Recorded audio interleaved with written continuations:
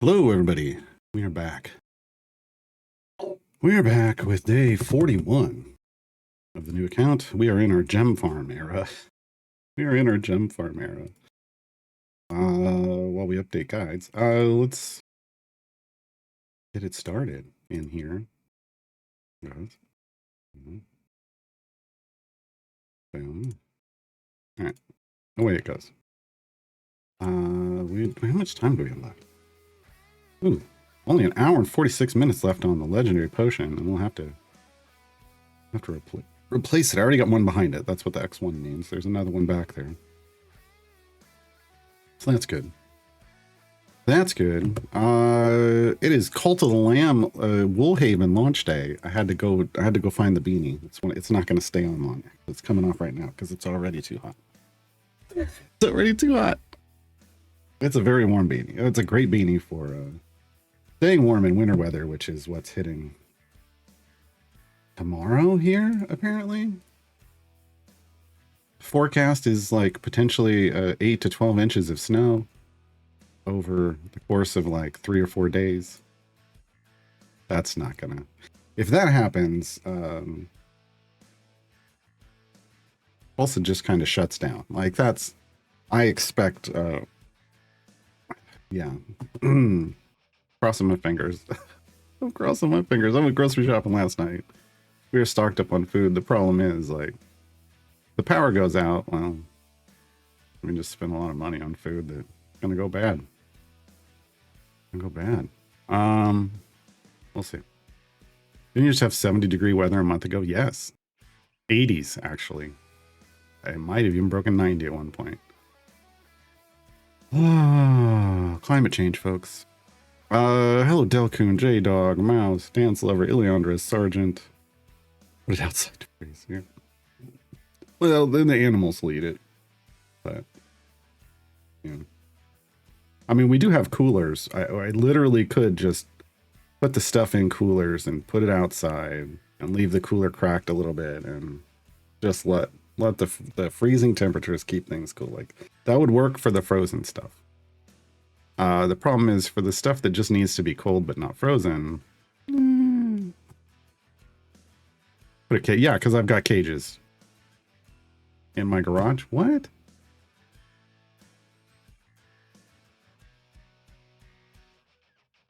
Man. We'll see what happens. You know, the good news is, even if the electricity goes out, the house holds its temperature pretty well. But we also do have like a gas fireplace that we could fire up, and the hot water heater is gas as well, so we'll still have hot water to shower and stuff with. Look, if there's 8 to 12 inches of snow, no, I'm not getting out of my house, let alone my neighborhood. My car is our driveway. Here's the house, and here's the street, and the driveway does this. Like, I won't be getting out. And even if I did, out of the drive, I go this way, there's hill and slidey stuff, and I go this way, there's huge hill. Like, you know, when there's snow and ice on the roads, we don't leave the neighborhood until, and they don't snowplow our neighborhood, so we don't leave our neighborhood until it's gone, basically. You know, snowshoes or cross country. Why would I have those things? It's like, it doesn't really, this weather doesn't happen that often here anymore, because it used to. When I was a kid, it used to get snow all the time in the winter, and no. Strange. I mean, like I said, Sergeant, when I was a kid, also when I was a kid, I lived about an hour and a half north of here, so the weather was a little different there than it is here, but no, we've only gotten a lot of snow here a couple times in the almost 20 years I've been living here as an adult, so.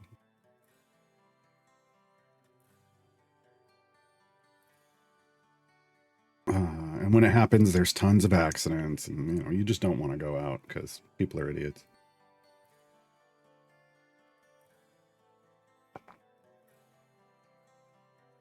People think they can just drive the same way in snow or ice, and even in the rain, and it's like, no, that's not how it works. We started off at 0 gems today, roughly. Functionally 0 gems. So we're going to see when it hits like the top of the hour, what our gems per hour is at. What our gems per hour is at. I watched 2 cars spin out yesterday with light frost on the ground. Nice. Yeah. Yeah, people don't, you know, I took a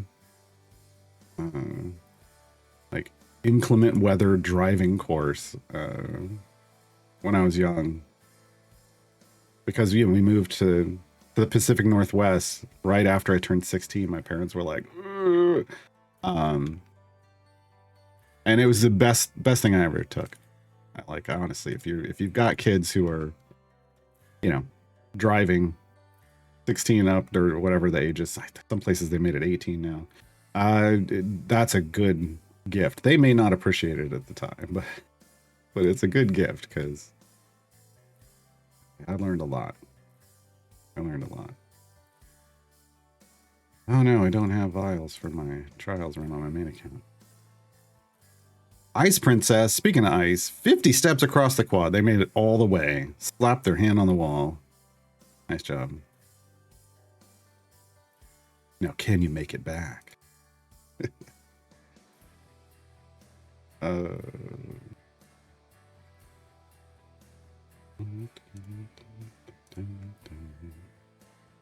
almost ran into a hydrant in a metal post. Yeah, that's nice. Mm-hmm. You know, I get it. Like, people, you know, some people don't work places where the places are like, no, you're gonna die if you try to come to work. Don't come into work. So then you got to go into work. But man, you really don't want to go into work when it's like that. You really don't.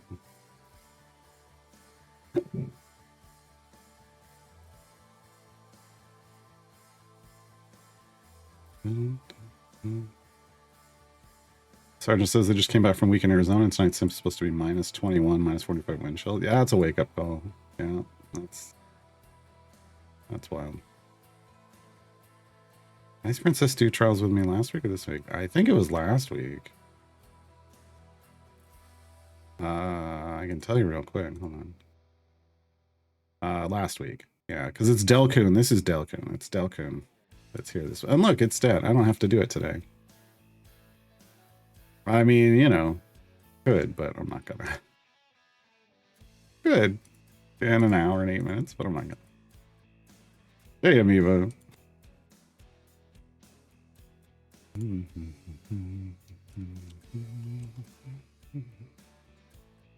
Let's grab the combos from the Discord.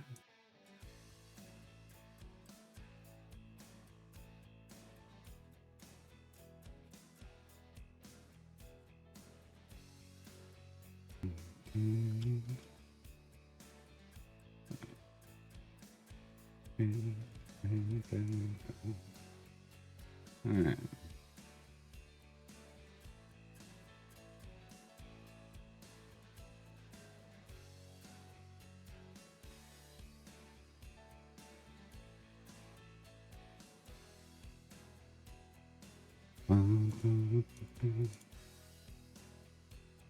So, Dev Insights is technically on the schedule today. So we're going to act like we're rating it in like 3 hours, a little less than 3 hours. But if for some reason it doesn't happen, then around that time we will be playing Cult of the Lamb. Otherwise, Cult of the Lamb will happen tomorrow at some point. We're up to 13 time gate pieces. We must have got our natural drop. We're up to 10,000 scales already. We were, yeah, Bobby's been chugging away. Bobby's been chugging away. Yeah. Up to almost 20,000 he's earned out of 80,000. So, honestly, once our trials is done, like once it finishes, once she runs away, we're going to be getting almost 26,000 scales to add to that. That's some good forge running right there. Give ourselves a good boost of power. We're pushing teams.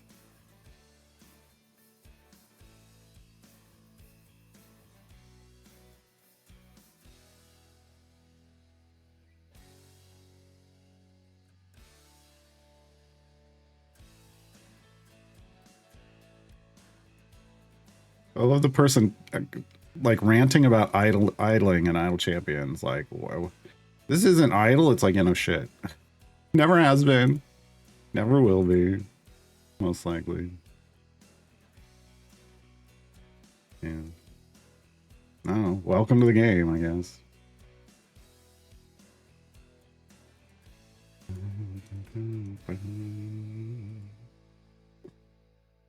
Okay, yesterday and the day before, we've been updating guides. How far did we get? We got through Time Gates 101. I think that's 11 guides deep.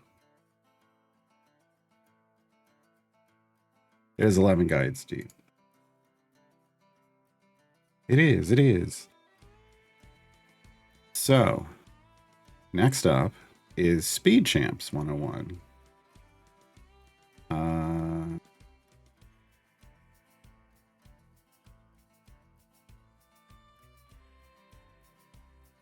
And we have two notes there. One about adding recent speed champions. Duh. And then reviewing viewing it for comments about speed effects only working in the active party. Yeah, because I may not have put that anywhere.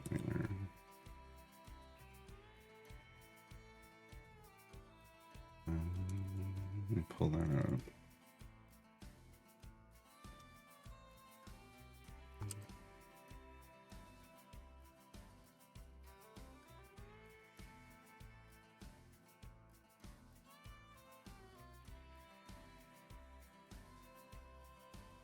And 2026. Put this on the screen. There we go. Well, 170 plus the last time I updated this. Wow, that was a while back. Got the right links in it though. That's good. Right, what is a speed champion anyway? Why should I focus on obtaining speed champions? What are the best speed champions? Subjective. What types of speed champions are there? Where do I best use each type of speed champion? Which champions are for gem farming? How do I make speed champions go faster? We don't want to invest in speed champions. What can I do to go even faster? All right. What is a speed champion anyway? Generally speaking, speed champions are each champion with a non-damaging ability that increases the speed of your progress in an adventure. Originally, you just had to figure out if one of their abilities worked this way, but now there's an official speed roll tag that is applied to the champions. So you know how to check their abilities to see which one provides the speed effect. At least one champion gets their speed effect, speed roll, and effect by a specialization. So watch for that as well. Okay, here's a table of the current roster of speed champions listed by bench seat. Yeah, I don't think that's right anymore. There's at least one more.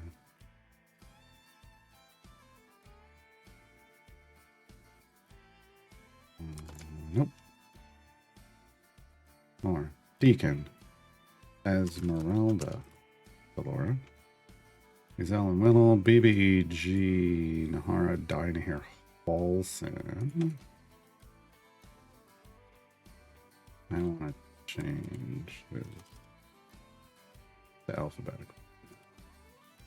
If I don't do it as I'm going, it won't happen.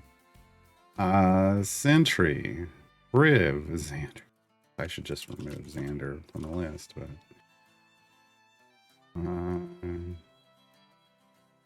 Shandy, Lark, Shandy, Minsk, Umon, Tatiana, Diana, Havilar, Virgil, none, Melfin, Vi. Okay, all right.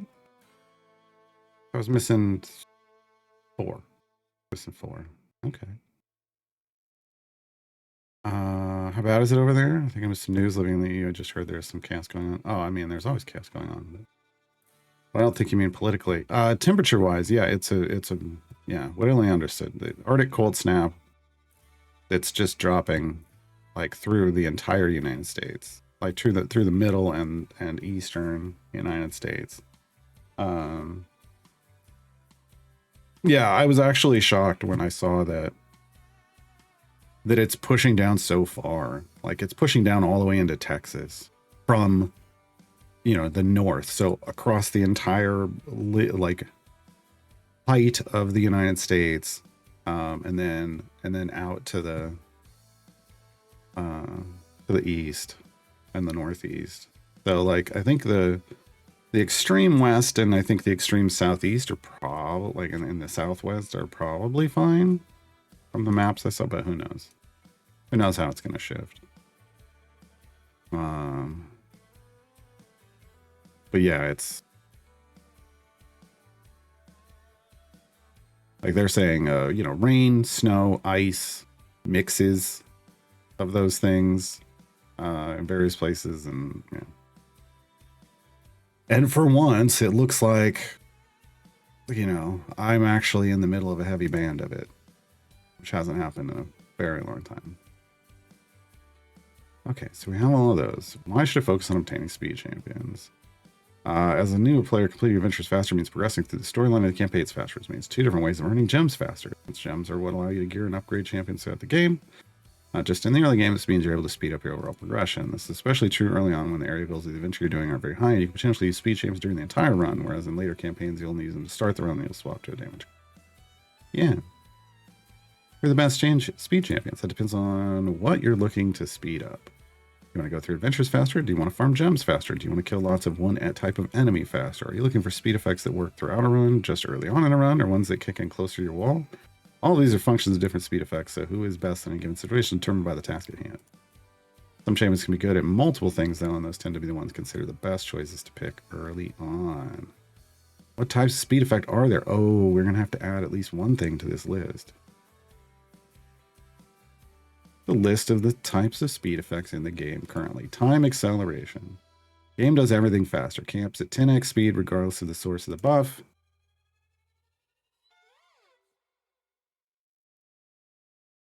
Not counting. Wow. 12.5x with a legendary speed potion. Chance to stop track extra quest items, count for extra quest progress. Stacks multiplicatively with other effects of this type. Reduced quest requirement works for both kill quests and loot quests as long as the required number is greater than 1. As the reduction is percentage based, stacks multiplicatively with other effects of this type. Rushes past early areas effectively lets you start runs from a deeper area. Only exists on one champion for now. Yes, because that's the lore. Jumps over areas effectively gives you multiple credit for completing an area. Can only jump bosses in free plays, but collects boss loot when it happens. Only exists on one champion for now. Increase enemy spawn speed. Decreases the amount of time it takes for an enemy to go from its spawn point to the point where it can be damaged, thus speeding up overall progress in any given area. Spawn extra enemies, either by increasing the number that spawn with a wave or pulling in a group unconnected to a wave. This helps you complete kill quests faster by delivering enemies faster. Complete area immediately. Allows you to ignore quest requirements and move forward based on meeting specific qualifications. Only exists on one champion for now.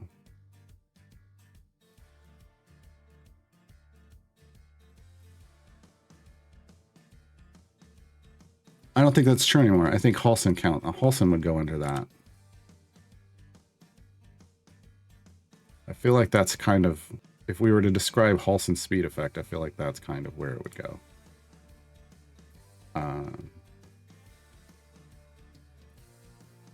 I'm going to pull it up and double check. I'm going to read it, double check. But that's the decision I want to make. Hey, a trailer in a hey, Mingo. Non-boss areas. Every time the area quest progresses, there's a chance that you'll just immediately complete the quest and move to the next area. Yeah. Okay. Okay. What I thought. Spawn enemies in waves simultaneously. Instead of having enemies come out staggered, slowing down how fast you can kill them, they don't come out at once with each wave. Only exists on one champion for now. Yeah, that's fine. Speed of area transitions reduces the time it takes to transition from one area to the next. Even on areas that already have quick transitions, only exists on one champion for now. Okay, so we need to add Lark. Lark's effect, which is a new effect. Which is spawning enemies before the formation arrives.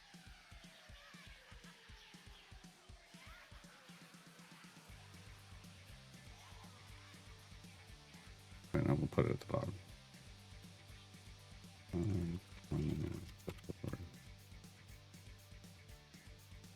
Enemies in the next area.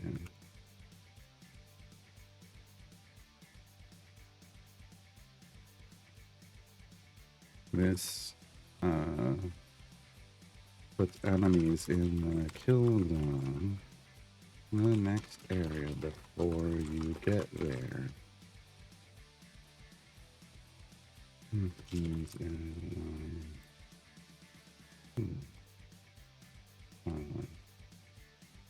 Plus letting you get credit faster than waiting for them to spawn. Yeah. Well, he leaves early, but that's not part of. I mean, that's not a speed effect. That's just the stuff they've put with the speed. The speed effect is literally just, hey, it makes enemies spawn before you're even on the other area. Hey, Prava Marco. One of the things I want to do before we go on, I think, therefore I am, that these should all have links to these champions. That makes sense to me.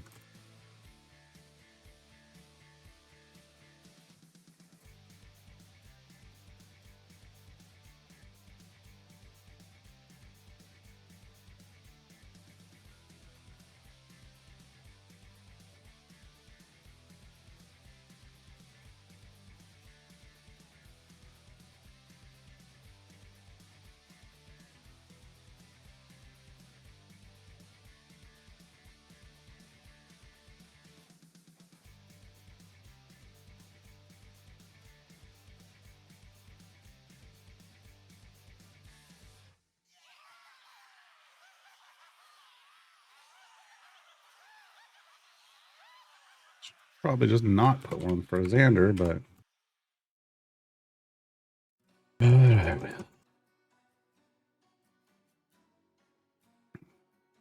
will you give Frida speed credit? You want to see anyone?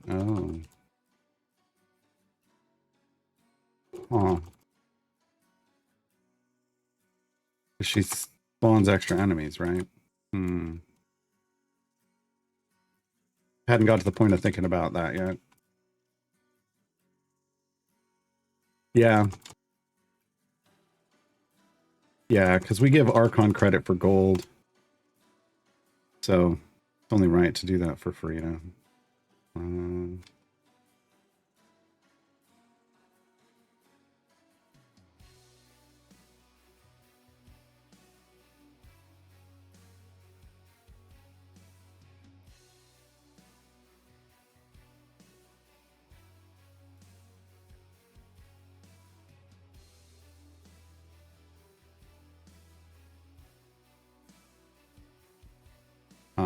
No, I'm not going to go into anti-speed. That's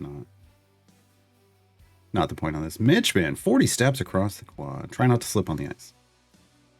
Because the quad's going to freeze the next couple days. Bravo, Marco. Will Arc leaving the screen technically is the speed effect? No, it doesn't. That's not what we're talking about in a speed effect. Things that just make it easier for the game to calculate stuff is not a speed effect. Found a nasty bug. A time getting Baldric. I'm doing his last variant with party 2. This one says Baldric starts in the party and can be moved, not removed, but I'm running party 1 with full fallbacks. Now I can't add Baldric to party 2. Interesting. Yeah, that's fun. That's fun. I would, well, I don't know. I would submit that as a ticket and just let them know. But what you do is what you do. I'm not gonna tell you what to do. You do you. All right. Let me get all the speed champions now. Deacon, Esmeralda, and Salora to start.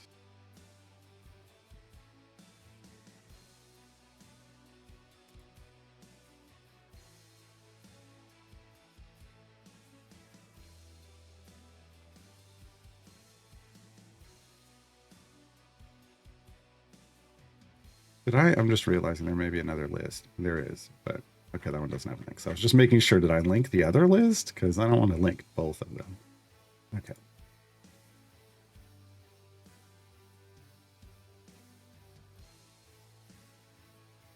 Have I ever seen that one? I've heard of it. I've heard of that happening, but I've never run into it. I don't use background parties, so.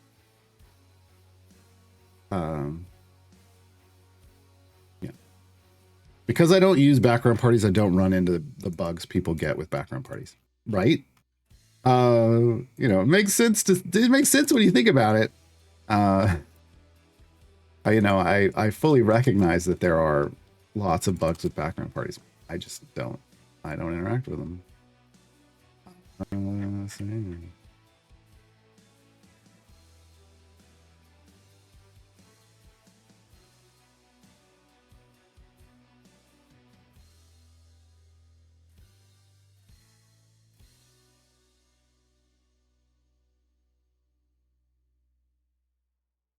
Minthara's ult, she has one.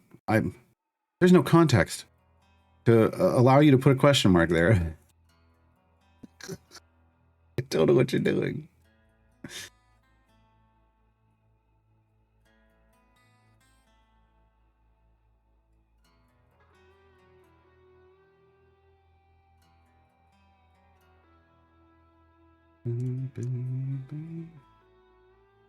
Oh, no, that's not enough to me. No.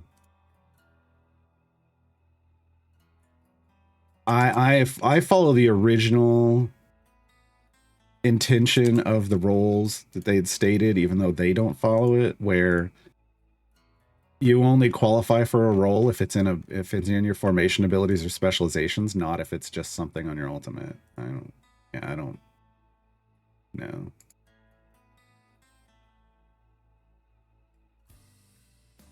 Now, if they want to change that, then I will change it. I will change my views, but until they do that across the board for everyone, I'm not gonna.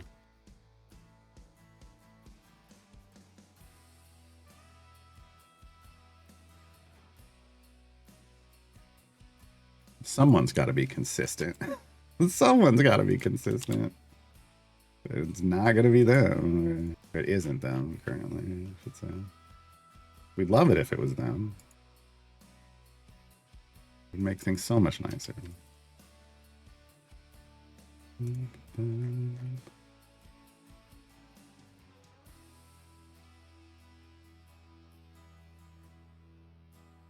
Oh. Couldn't find Minsk. I'm like, what the hell? And then I realized, oh yeah, he's a core champion.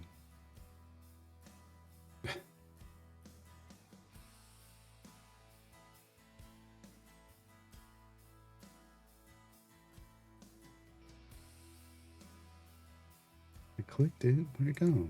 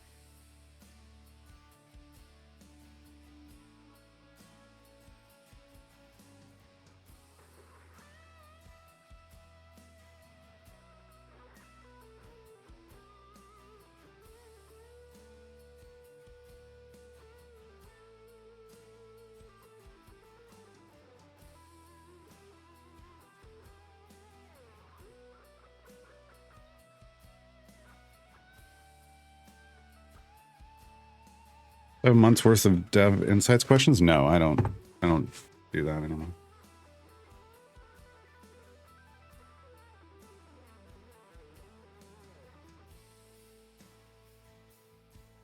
I used to keep questions in a notepad document as I came up with them, and then I dump them in whenever the next dev insights happen. But I haven't done that in like a year or so, probably.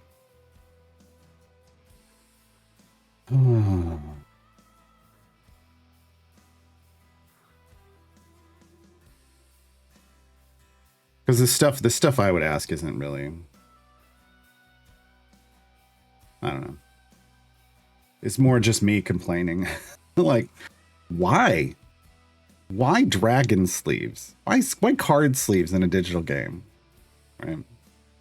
It doesn't matter. They did it. It is what it is.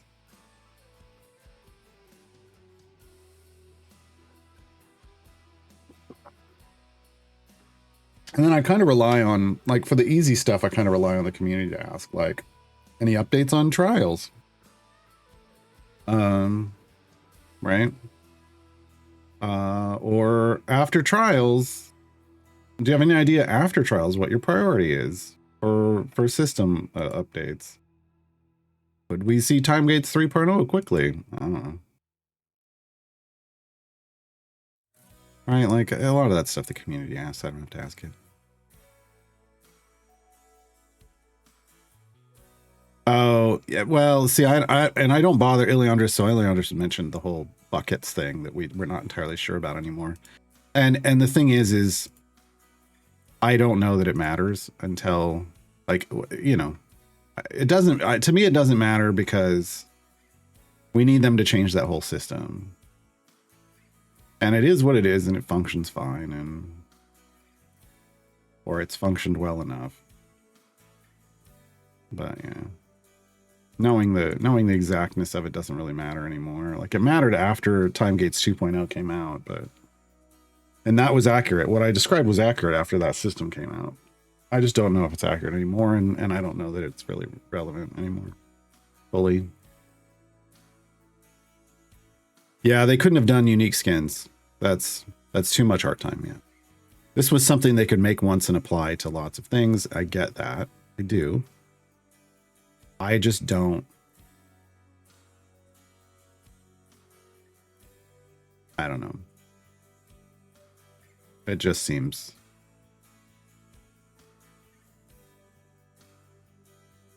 kind of pointless. I don't know. I get that they're, to me, it's just a me thing. Like, there are people who like the dragon sleeve cards, the dragon soul card sleeves. What it is, I don't know. Whatever. There's people who like it. I'm just not those people, and that's fine. I also don't give a crap about the mastery challenges. I'm also not that person either. So to me, that whole thing is just not, like, it just wasn't for me. So I don't really want to comment on it too much. I mean, I talk about it here. My right, it's my channel. I can do what I want to do. But I'm not going to go into their thing and take up their time with a question that really doesn't. Just because there's an entire system. Like I don't bring up active tasks much in those things, and I'm not going to bring up mastery challenges either. I'm not going to bring up mastery challenges either. I think it's a, you know, I think, again, because I just have big problems with it. I don't know if we've talked about it. We haven't talked about this time around.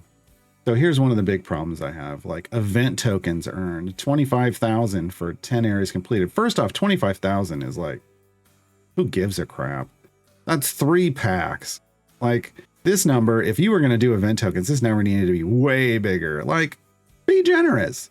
Throw a bunch on the table, because the reality is the only person that could get, the only people that can get 25,000 are people who can master this, which are end game players only.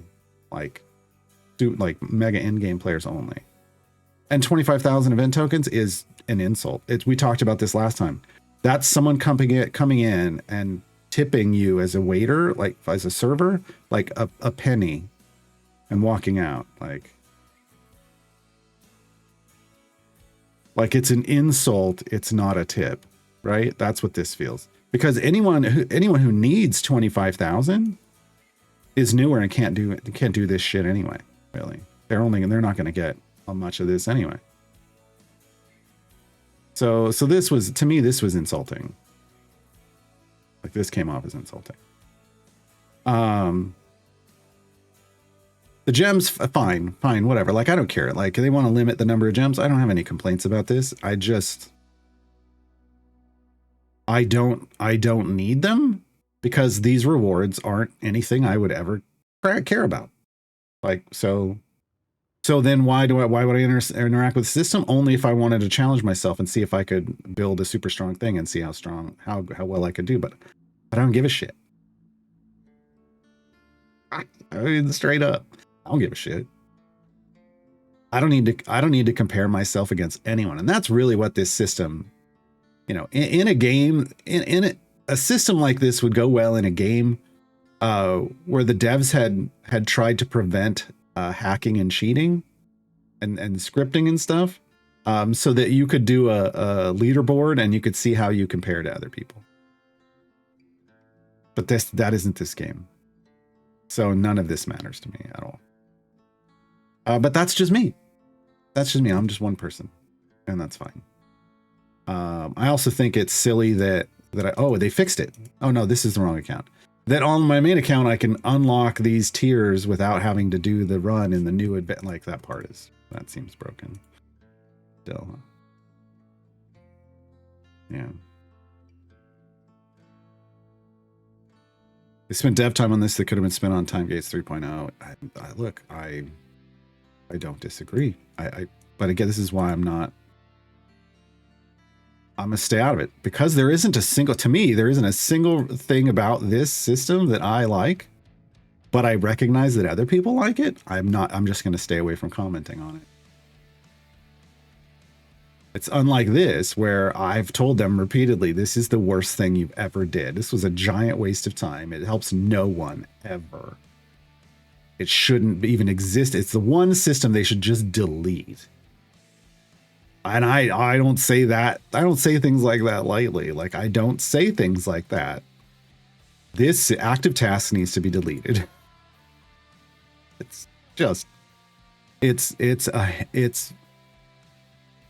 said this to Dylan in a conversation. It's Gen AI. It's the Gen AI of Idle Champions.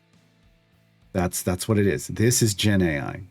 This is absolute garbage. This is their software reading a list of all these things and then spitting out something and them trying to tell you that it's useful.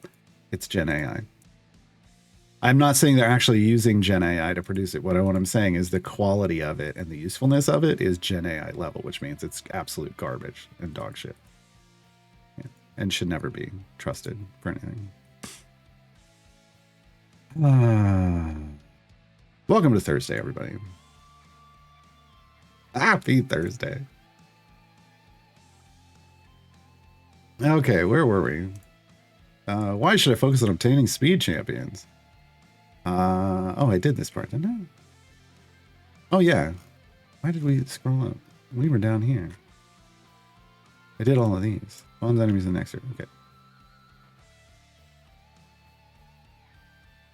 Okay, so I scrolled up because we were putting links in. Some of the above effects exist only on one champion currently, while they exist on multiple champions. In one case, multiple effects exist on the same champion. There's a table showing which champions currently offer which effect. Oh, I've got to add them too. Mango was able to clear tier 3 on everybody but Anson. Oh, that's good though. Family Matters is rough. Yeah, Family Matters is rough.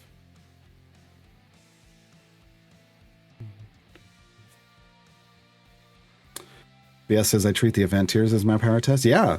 The mastery challenge really is for people who are beyond the event tiers being difficult. Really.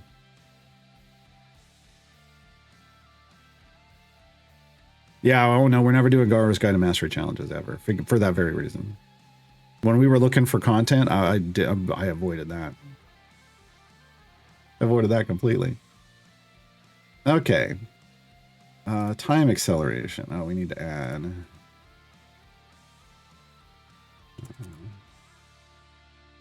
Spawns enemies in the next area.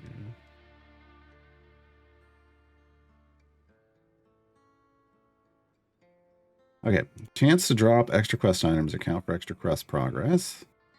Wait, let me just do this as I know. Lark was 1, Halson was 1, and that was complete area immediately, so that's here.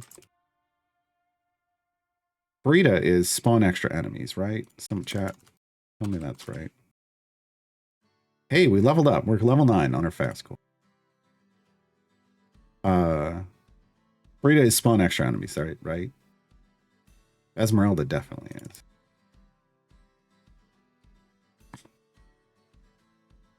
And then who else did we have? Calyx. Calyx is on this list too. Okay. See, that was easier. I didn't have to review them all. I just needed to go to the places where we added something. Okay, Mordred says, first question of the day, is it worth it using the 3 time gate piece to unlock another champ in the Winter Shield event? Because I can only 2-star each one because I'm new at the game. Usually, yes. Especially if you're still chasing like split the party 1, 2, or even 3. But 1 and 2 are the primaries. So, you know, if you can fill those slots, work towards the next one, like, yeah. Or if you can just find a good champion. There are you know, good flex champions in this event. So you might as well, you know, for like, I'm not doing it on this account, but like I said yesterday, everyone on a normal account that you're playing all the way through, you should pick up the strong champions at the very least, and they're strong champions. Our time gate P is used for anything but opening the gate on request, flexing champions, and Mert, unlocking Mert. Is there a reason to save them? No. Not currently. Yeah. So it's time gates, events, and Mert. You give 3 to Mert when you unlock Mert, but only once. But yeah, I mean, it's so because it's only 3 time gate pieces instead of 6, that alone makes it the best way to get new champions. But beyond that, you can get way more gear for them in an event than you could in a time gate. So, you know, events are the best place to unlock champions. All right. If I was playing this game through to the end, I'd pick up. I would have picked up Will on this. Sometimes having multiple of the same speed effective formation can be helpful, while at other times it is unnecessary. This tends to be based on how strong the effect is on the champions and will usually vary player to player. Combining multiple different effects in the same formation is optimal for efficient progress. Right, best use each type of speed champion. Most speed effects are usable during all of your runs in Isle Champions, at least for part of them. In general, speed effects are great for helping you push through the early areas of an adventure and get to the more challenging areas faster, at which point you can then swap a team of more dedicated pushers in to continue and complete your goal. Sometimes you can just complete an adventure entirely with speed champions, which is the ideal scenario.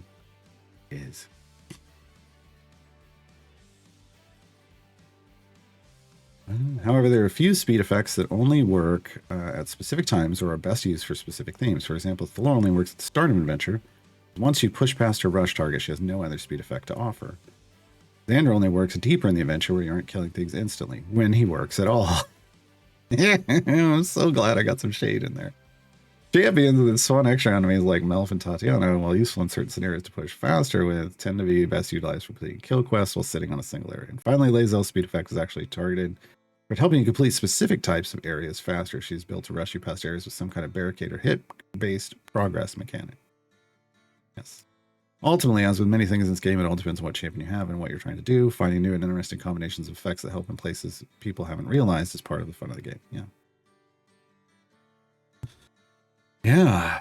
Nemuro said I had a fun thing happen last time in Speed Gem Farm. An enemy got past all my champions and couldn't be killed. Yeah. It happens. Yeah. We don't always know. Like sometimes that's a thing with like having like Whittle and Deacon and Melf in your formation. That the spawn speed just zooms them into the formation and then and then your champs don't attack them anymore. Did I pulse in the list of examples? I don't know. Yes, he's here. Complete area immediately.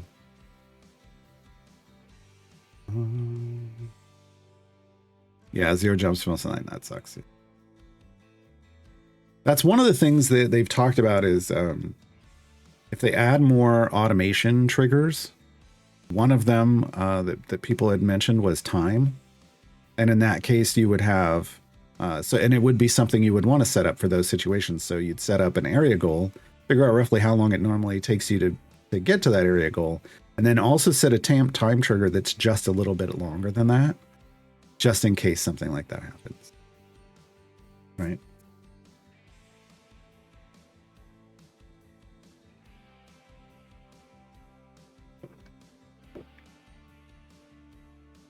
You know, disclaimer, we have no idea when or even if that stuff's going to come to the game, but it has been discussed.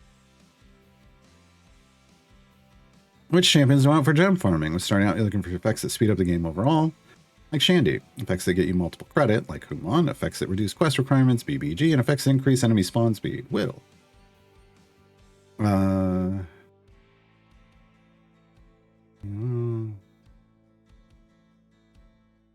Effects that speed up transitions. And this type of combo will give you a large overall boost to the speed with which you farm gems in places. Well, to the speed with which you farm gems in places like Mad Wizard and the roots of them. You can include multiple of these champions for increased speed up to a point. Later on, you may want to focus on utilizing Briv and Thalor for their abilities to completely ignore most of the areas in free play while still giving you the gems from them. Very specific and knowledge-heavy form of gem farming that not everyone attempts, though. Quite the fact that makes gem farming truly, truly outrageous. Yes! Good job, pass me. I got gem farming 1 for more basis on gem farming, yes. Okay. Well, we're reviewing that one next. How do I make speed champions go faster? You paint them red. This depends entirely on the champion in question. Some champions have effects that are increased by specialization choices. He's moving away from this. That's not true anymore. Well, no, that is true. They're removing the boosts, but they're now putting speed effects on spec choices. Some boost their effects with feats, others boost their effects with items, which means increasing both rarity and item level can make the effect better. While a champion like Thalor boosts their effect via you earning more favor in campaigns, and some champions might not be able to boost their effect at all. Yeah. The most powerful speed champions are considered such because they have item support for their speed ability. Investing in that item by obtaining a higher rarity item, putting lots of blacksmithing contracts on them. On that champion is seen as a priority because you'll earn your investment in gems back quickly and then keep earning at the increased rate allowing you to invest in even more champions. Diana and Human are 2 such priority champions. Get Briv out of that mess. All right. Yeah, Diana and Human. Gem is her name. No one else is the same. Okay, here's a table showing which champion can increase their effect and how. God, that means I gotta do copy this one because we gotta add. We're gonna have to add people. Let's make a blank one down here and then snip it out. Okay.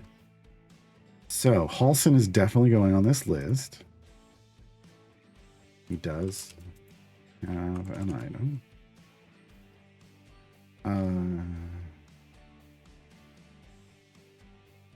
The feat item other. That's an interesting order, Garwar. Why did you do it that way? That's a good question, Garwar. I don't remember. He does have a feat. At least 1 feat. Where is it? He's got 2 feats. Okay. So it's righteous momentum and kick the door down. He's got an item, which is 4. Does he have a spec choice? No. Okay. So that's going to be it for Halson. Let me check Esmeralda's. Esmeralda's is threat tracking? No. Enemies in the mist. Enemies in the mist. It's easy to miss. Yeah, she's got nothing to boost that. Okay. Who else did we? We were putting in Farida. I don't think she had.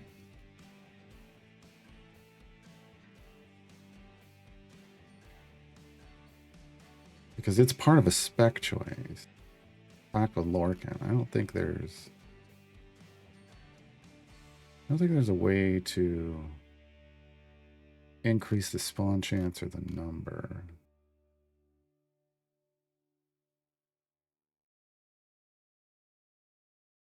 No. I mean, it increases the effect. Brimstone Blitz, but does that change the chance?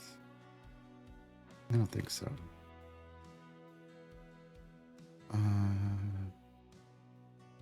Hey, Durunter Gang.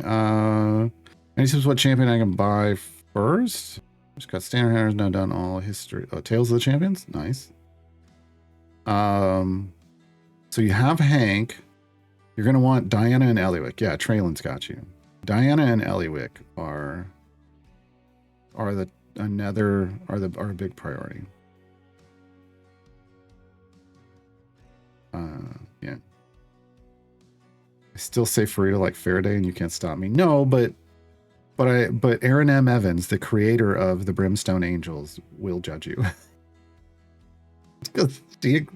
She's why we know it's Farida and not Faraday. Because they're her babies. She gets to decide what their names are. Briv has... Oh yeah, Briv does have more feats, doesn't it? Briv has more feeds. Okay. Yeah, if there's anybody else that got more feeds, I need to know.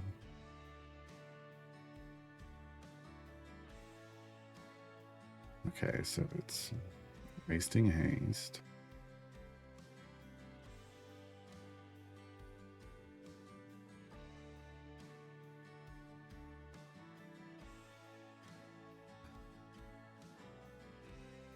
Strategic stride. And oh god, I didn't put the third one in my guide. Well, I guess it's a good thing that guide's getting updated. It's okay. I know where it is in the game. The merch shop at the bottom. Accurate acrobatics. That's it.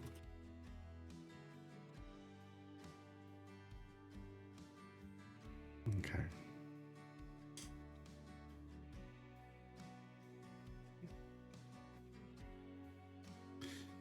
All right.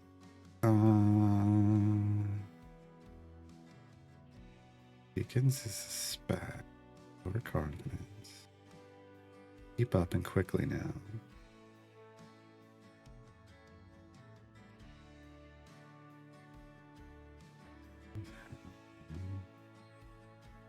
Oh, Havilar's needs to change. She changed.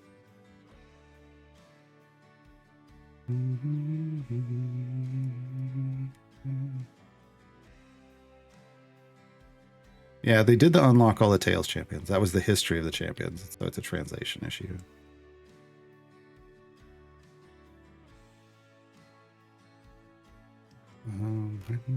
But yeah, after Diana and Eliwick, then you're just trying to get 2 champions in every bench seat.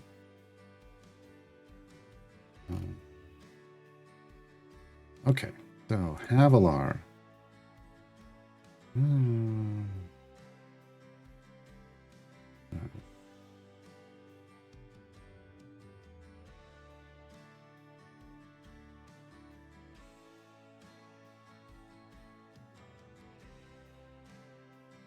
Speed Demon is the name.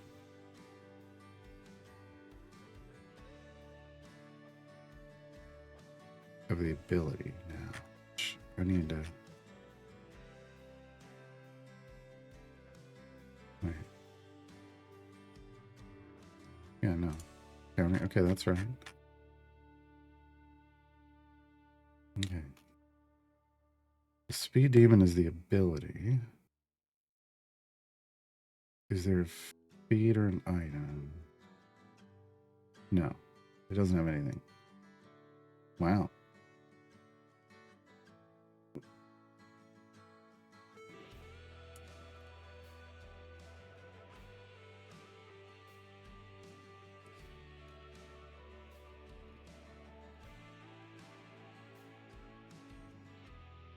Well, she's supposed to have one. I don't think it's come out yet. It's called High Road to Hell. And it doubles the speed effect. I don't think it exists yet.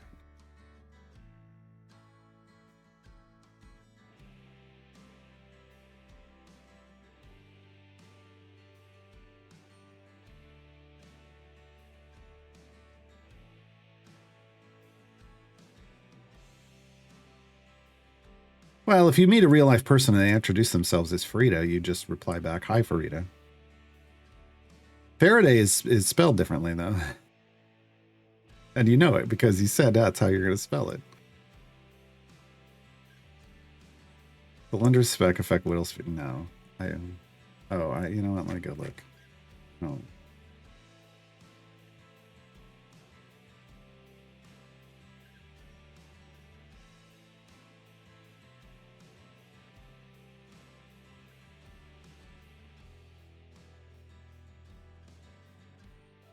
I mean, so here's the thing: we have no way to know.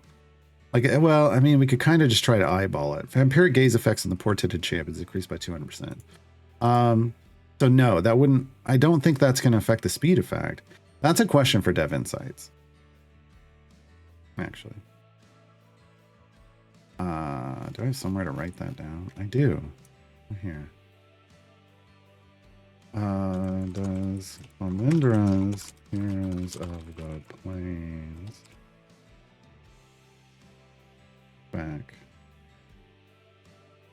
affect Whittle's speed effect? Since the speed effect is based on champions on champions hit. Well, the number. Yeah. I think that's the best way to phrase that. Justin's not going to know the answer to that question, though. Let's be honest. He's just going to guess. Okay.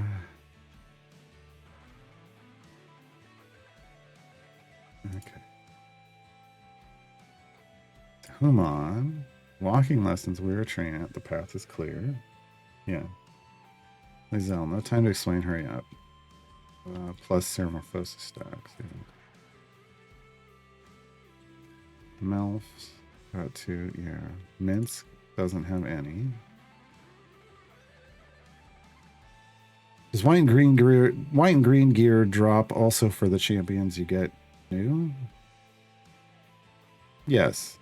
So like in this event, like in the event, if you get champions out of the event, they're going to get white gear automatically from Auto Blacksmith, but then white and green would come from named silver chests, which you buy in the shop with your event tokens.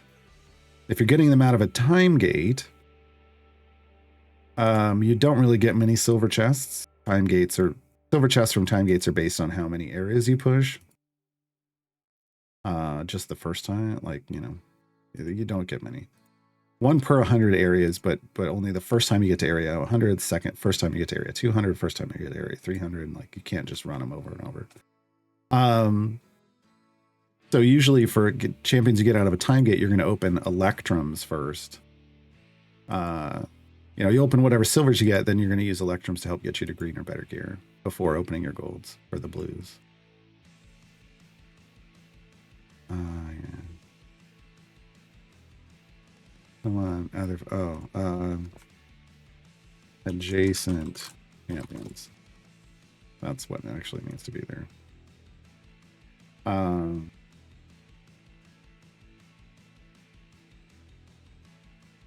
Spec, Sentry. Oh, I didn't look for... Yeah, Havalar doesn't have an item for that. Paulson does, though. And I put that down, okay. We need Calyx in here.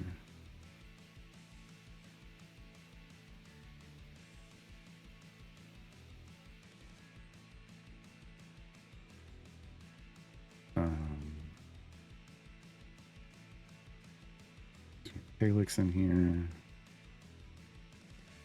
And Lark.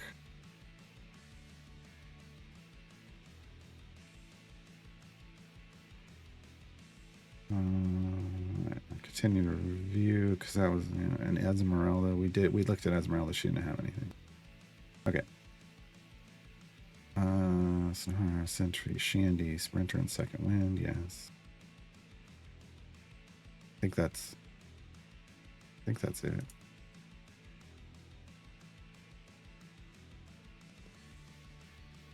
Sprinter. Second Wind. Yeah.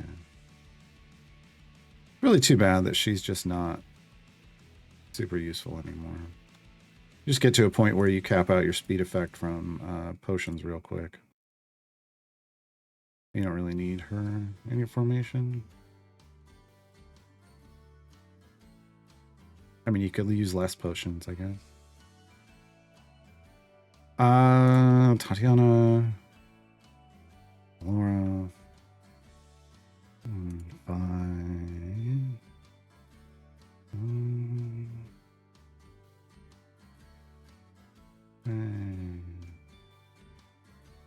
Yeah. Okay.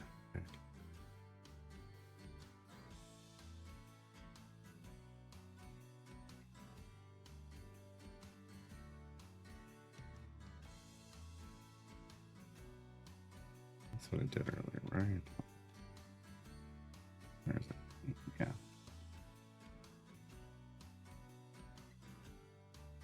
Okay, Calyx.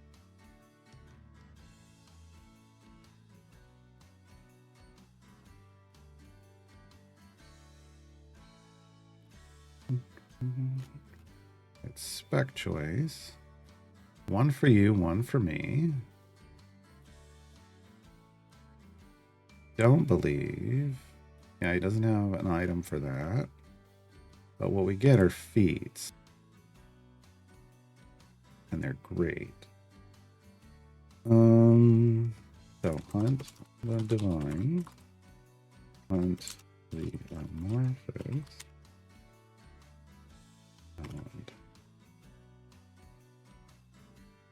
yeah.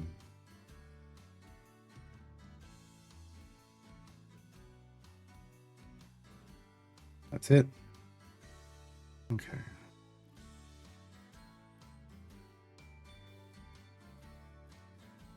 Mark is Bardic Perspiration. Isn't affected by spec choice, but it does have an item, which is slot 3. And at least 1 feat. Now it's 2 feats.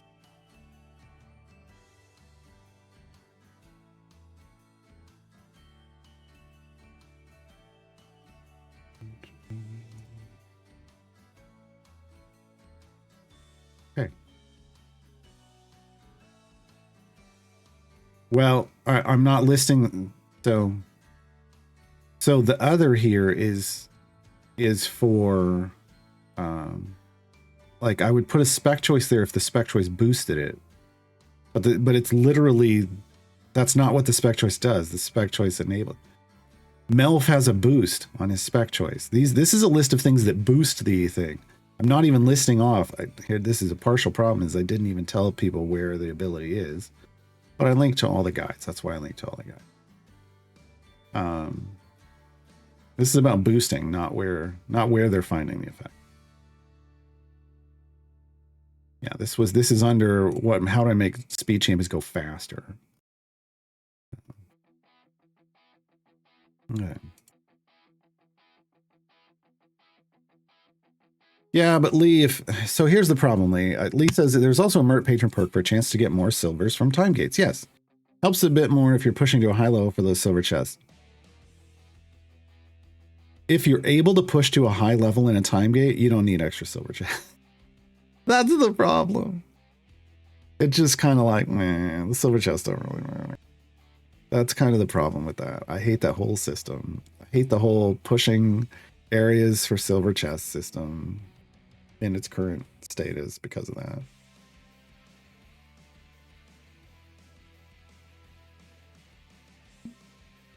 Oh, and for people that commented on the Snoopy mug, this is the other one. It's got Snoopy as his flying ace, and there's Woodstock flying away in the lead. I like this one. All right.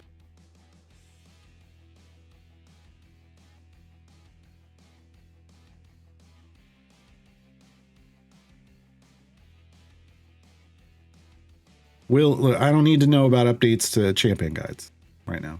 That's not a thing I'm doing. Right now I'm doing this, the what, Speed 101, Speed Champions 101. Everything else gets updated when we get to it. I don't need to know about it right now.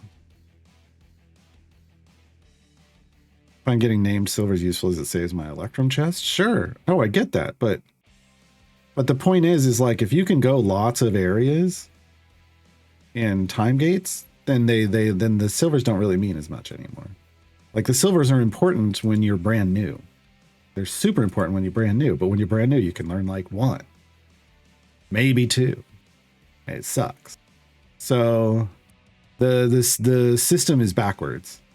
Like you should be getting more of them as a newer player, and it should, and then that perk, which means you've progressed in something further, should be turning the chance for silver into turning silvers into golds, which are actually more useful for later on, right? Like, I mean, you'd like them early too, but it would be a much better system if it, if there were more silvers up front and then you had a chance to turn them gold as you progressed.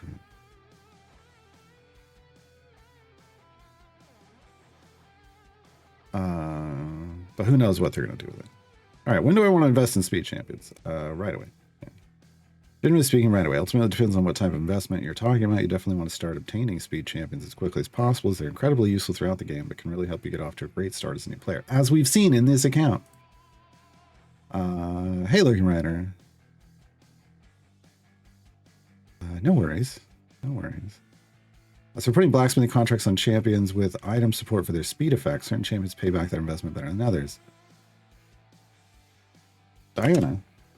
They can prove out of this. Diana and Human are top priorities for item level investment. Other champions like Sentry, Virgil, no.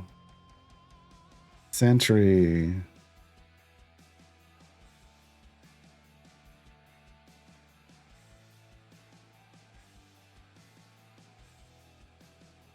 Just Sentry and Whittle? Yeah. We're not putting Virgil in here. His is not, yeah, no. Originally Sentry and Whittle. Ultimately investing blacksmithing cards is best on speed champions first, pushing champions later. But you maximize your gem earnings before investing in a wider array of champions. Pushing and gold champions later, and gold find champions later. Comes to investing gems in feats, it will greatly depend on the feat in question. Some are better than others. If it's going to significantly increase your gem farming speed, then do it, as you'll earn those gems back quickly. Otherwise, investing those gems into chests for more blacksmithing contracts so you can max out your gem farming, then you can spend excess gems on feats.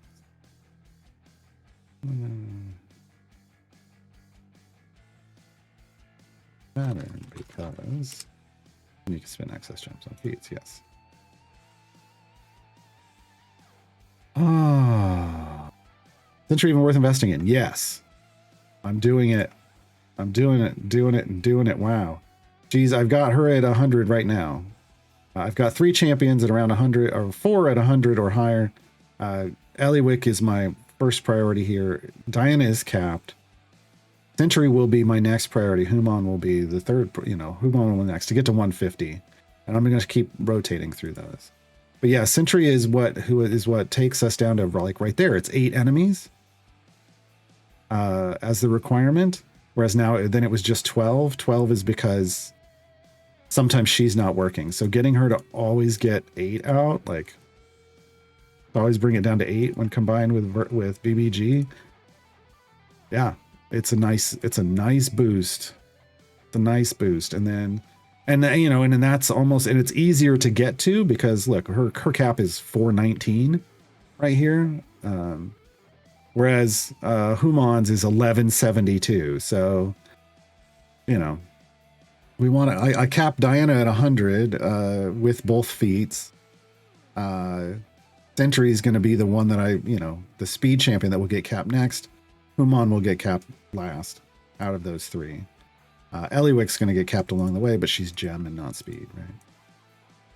Briv after Whittle. I mean, I'm not even going near Whittle on this account, but yeah, you would always do everyone else and then Briv last. Briv should always be last. I figured that out like 3 account runs ago. It was a horrendous mess trying to prioritize Briv.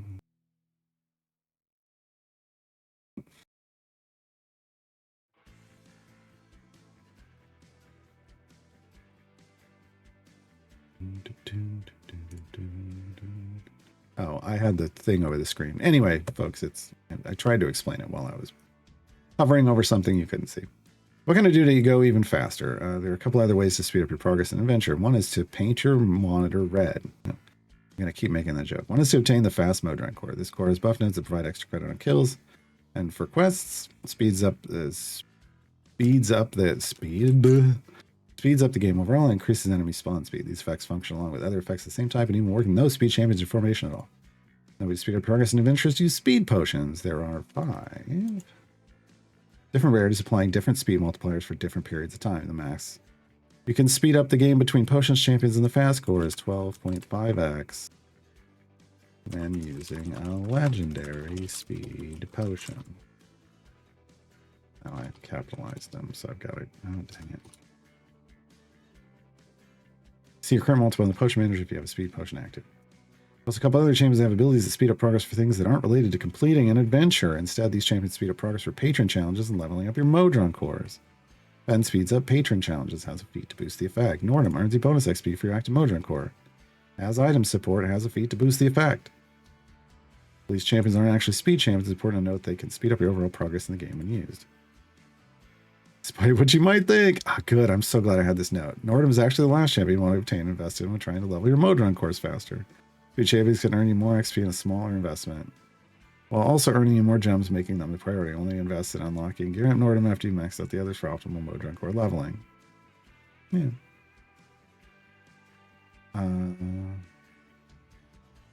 Yeah, that's fine.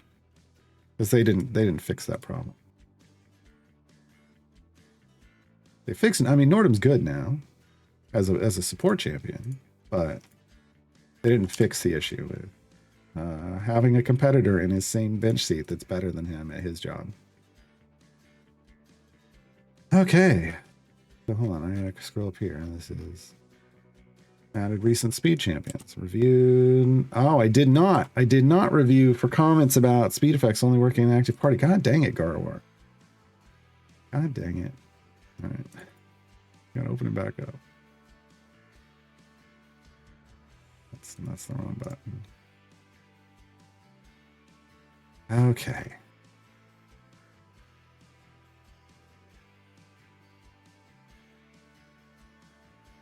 You got the rainbow eggs in the weekly offer too?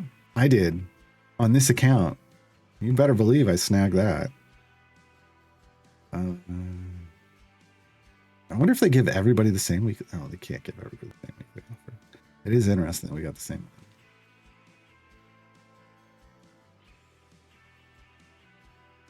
I mean, Sentry is useful until you get... So here's the thing. Sentry is someone you get...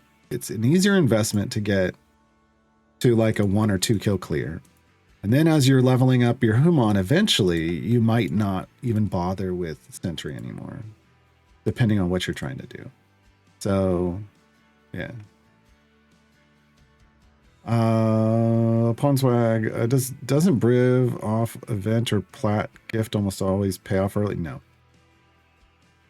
No, he does not. Briv needs over 3,000. Well, okay. I'm going to bring up. I'm going to put this into numerical perspective. Briv starts off not jumping areas at all, and until Briv can, in my opinion. And I could be wrong because I haven't tested this, but in my opinion, a regular, fully tweaked out gem farm is going to be better than a Briv until Briv gets to like a guaranteed 2 skip minimum. Some people might think might actually say higher, but I'm thinking 2 skip. It takes 1,501 item levels on an ungilded item for Briv to get him to 2 skips. That's a ton, right? Even if you have a golden, like a golden epic on that item, it's going to take 626 item levels. That's still a lot. I mean, Human is more, but Human's, the thing is you want all the other champions to get you the item levels that you put on Briv. To get him to the point where he is now in an optimal state, where Briv is in optimal state, he needs 3,626 item levels on a golden epic. If it's still ungilded, it's over 15,000. Oh no, it's over 7,500, 7,501. If it's shiny, which you should have access to shinies to that, but by that point, you can bring it under 5,000 at 4,917. A lot of item levels. So, and you're not getting that from a giveaway or his event if you're newer, or even if you buy a pack or two in the store. I think somebody did the math. What was it for to buy chests to get to 4 jump? Isn't it like $7,000 or something like that? You get this stuff by playing the game. You get this by building out another your speed farming group, your gem farming group, like a regular one that doesn't have Briv in it.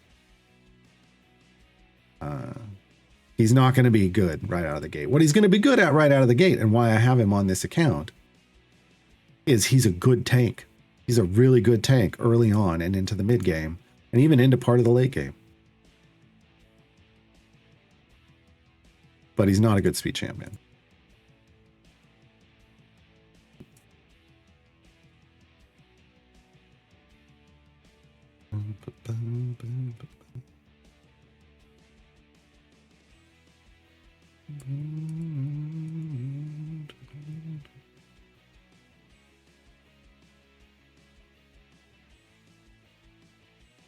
But yeah, Briv is just like, if you like, I'll have him in a group when pushing, and occasionally he'll jump, but I don't care. Like he's gonna jump a level, and it's like, well, whatever. Like that's not. It doesn't really mean anything.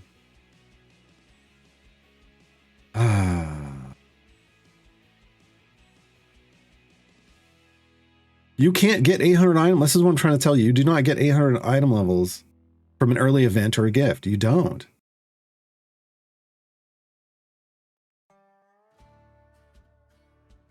You don't. This, hold on, let me take this off the screen. Just to point something out. This Carlock was from a gift. 200 item levels. This King of Shadows was a gift. These came with platinum chests, 138 item levels. That Carlock actually had 2 gifts. She had the first gift and then a second gift, so that's why she's higher.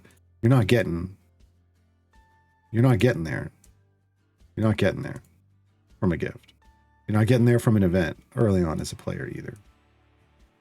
There's a level of progression that you need to get that many item levels out of an event, and you're not there for a while. I'm not there now. Even with Auto Blacksmith. Like, let's look at Larkat Auto Blacksmith. He's got 91 item levels. Who's better? Anson's a little higher, 130. He could be over 200 if I could clear tier 4, but you're not doing that right away either, right? Like, so you're overestimating what you get out of these things. You really are. I'm trying to bring that back into perspective. Yeah. All right. So where do I want to put speed effects? Up here. Colors, no.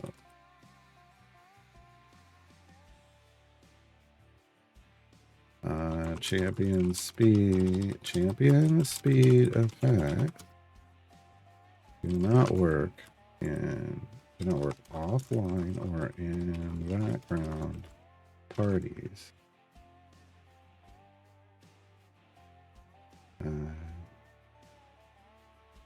Some people will say Shandy works there, but it is inconsistent between players and shouldn't be considered. settings. You want your active party to go fast. Just be certain. Yeah. There's our comment. That's how I'm going to do it. So I'm going to close this. Go back to this guide.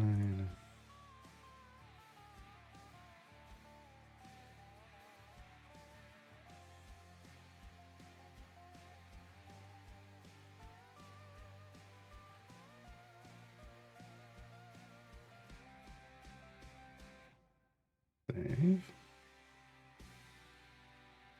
Okay. Speed 101 done. Oh, Gem 101 wasn't after that.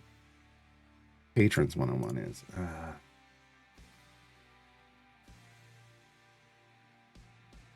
Do I have any notes about patrons? Okay, this can go away. No, gem farming is the next note, and trials, the new player reference, and then split the party. Okay. Okay, hey Shevik.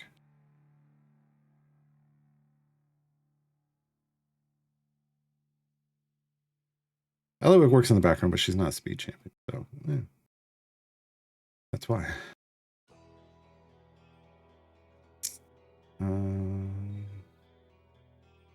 Okay. Patrons 101. This one's going to require a little more work. I'm going to have to open up the main account.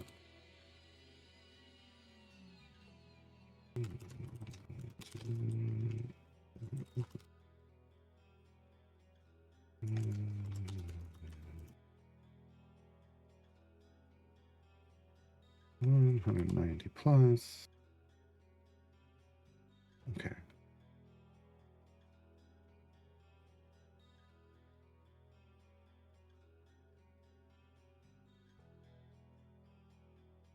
All right, give me 1 second. I'm going to go, I need to take my plate back to the kitchen. I'm going to grab some something to snack on. I'll be right back.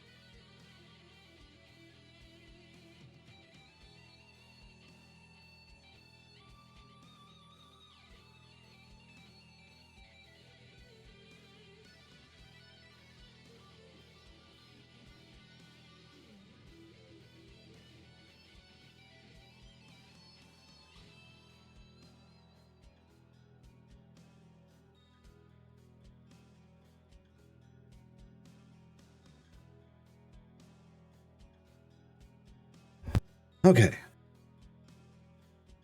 Shevik, I made the mistake of clicking on the mastery button. Any thoughts? No different thoughts than last time. But not really. Just that I actually think there's a problem with it where they become a main account. It's given me credit. I can just go ahead and activate all of the optional restrictions, even though I haven't done a run. Like, it's giving me credit as if I already did the run. Which I think that was a bad decision. I think every time it opens up, you should have to redo the run until you get back to the same, like, until you get back to Winter Shield Mastery Challenge, whatever the last one was, Simral Mastery Challenge. Like, it shouldn't be giving me the free restriction slots because it should be a different formation layout.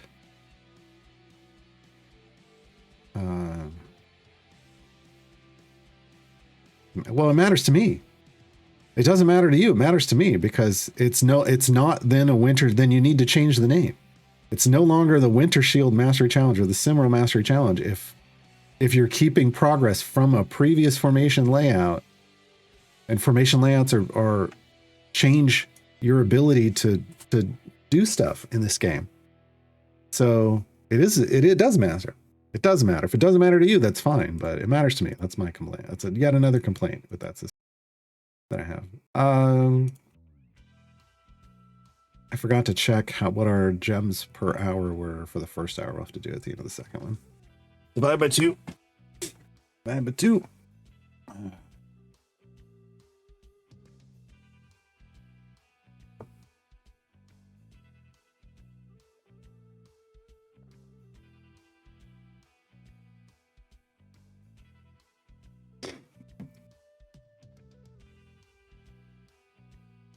This has never been an idle game.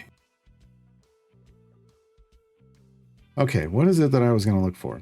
All right, well, we'll review this anyway, and then what I need to update is see if there's more efficient. There it is. What are patrons anyway? Who are the patrons? Which patrons should I focus on first? How do the patron shop work, and what should I buy? When should I start doing patron variants? How do these perks work, and are there any I should focus on? What are patron challenges? Why should I bother with them? Which free plays are good to complete patron challenges? How do I make completing patron challenges less of a chore? Yeah, pretty good. Oh yeah, the currency doesn't matter, yeah. I mean, basically the rewards don't really matter to me. But the event tokens are an insult. The number of them is an insult.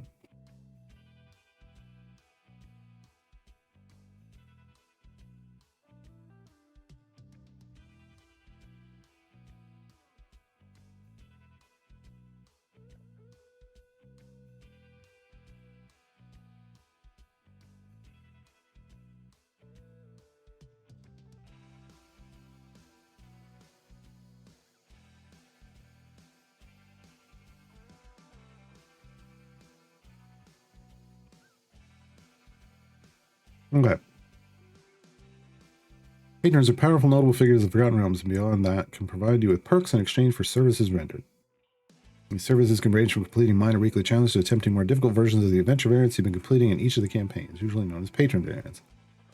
In exchange, you'll earn influence with the patron you're completing a service for, as well as patron-specific currency you can trade for things in their shop. Who are the patrons? Currently, there are 5 patrons of the game. Mert the Moneylender, Hidden Lord of Waterdeep, aka Daddy Mert. Vajra Safar Blackstaff of Waterdeep, aka Mommy Vajra. Strahd von Zarevich, Dark Lord of Barovia, aka Uncle Strahd. Zariel, Archjustice of Avernus and Lord of the First, aka the Strange Aunt Zariel. And Elminster of Shadowdale, Chosen of Maestra, aka Grandpa Elmo. Grandpa Elmo.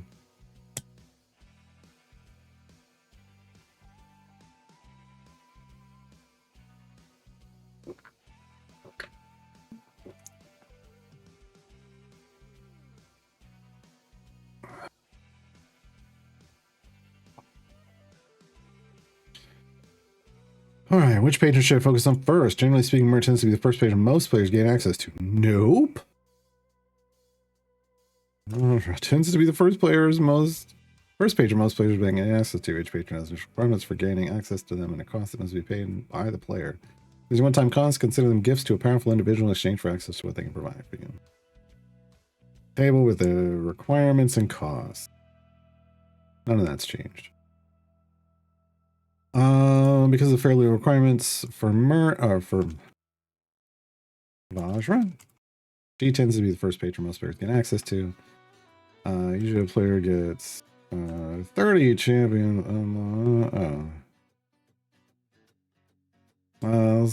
Hold on.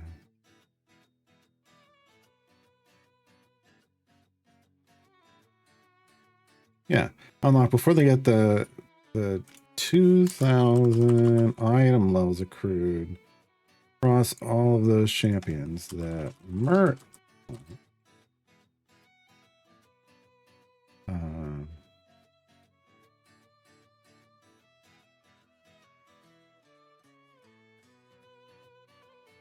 Which is why Vajra tends to be first. Yeah. Sure, you're spending the gems you earn on chests in the gem shop and opening those chests. That's the most efficient way to get item levels early on. Yeah, I'm still leaving that on as you still want to Mert as soon as possible.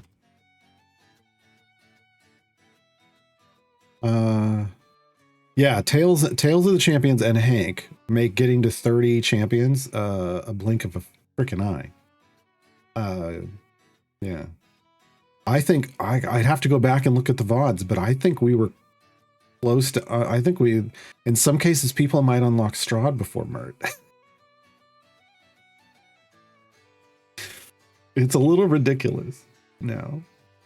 Yes, it's worth unlocking Mert when we can aspire at taking some of your precious time gate pieces because you'll be able to start buying time gate pieces from Mert once you start working for him. You learn those back in no time. Yeah.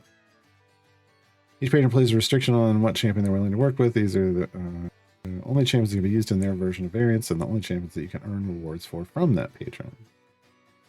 Yep, and we have all those restrictions. Okay. Yeah, Auto Blacksmith can throw it off, but man, you know, I know we've had Auto Blacksmith like the last two events, but until they make it a permanent feature, it's not guaranteed that you get Auto Blacksmith, right? I mean, I'm all for having it be permanent. All for it. You do need to... No. The Ponzoic says, makes sense, I'd agree, but you do need to progress the campaign for her, and that should help unlock Mercs faster. No. Doesn't. We did it on this account. Like, we just left what we were doing. I realized, oh god, we're almost to 30 champions, and we just left where we were, and we went to Waterdeep, and we did 15 adventures, which was nothing. It was no effort at all because of all the power from the Tales of the Champions. And then we went back to what we were doing. It's, yeah. You just have to look at the restriction and say, oh yeah, let's just go over there. Yeah. So, you know, I'd agree with you, but I actually tested it. And it's nothing. It's nothing. It's ridiculous. Like the new player reference is going to change because of this. It's going to change massively because of Tales of the Champions and Hank specifically being in Tales of the Champions. It changes everything about how you start the game.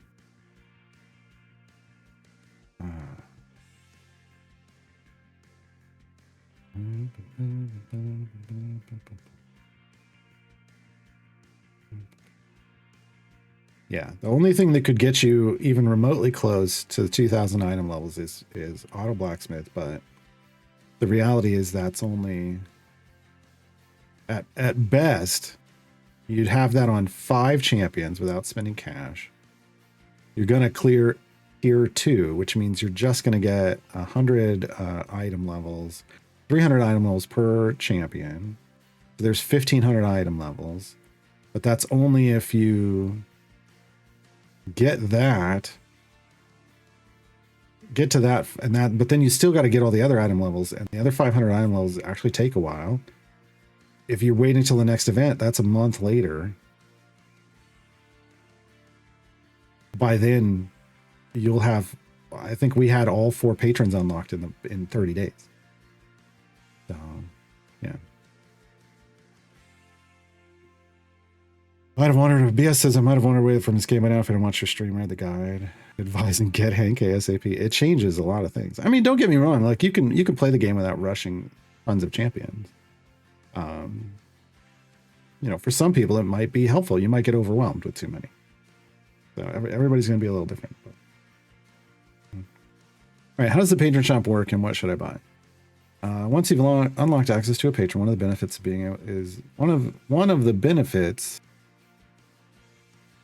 of being able to buy things from their personal shop. The shop is everything from chests full of gear for that champion.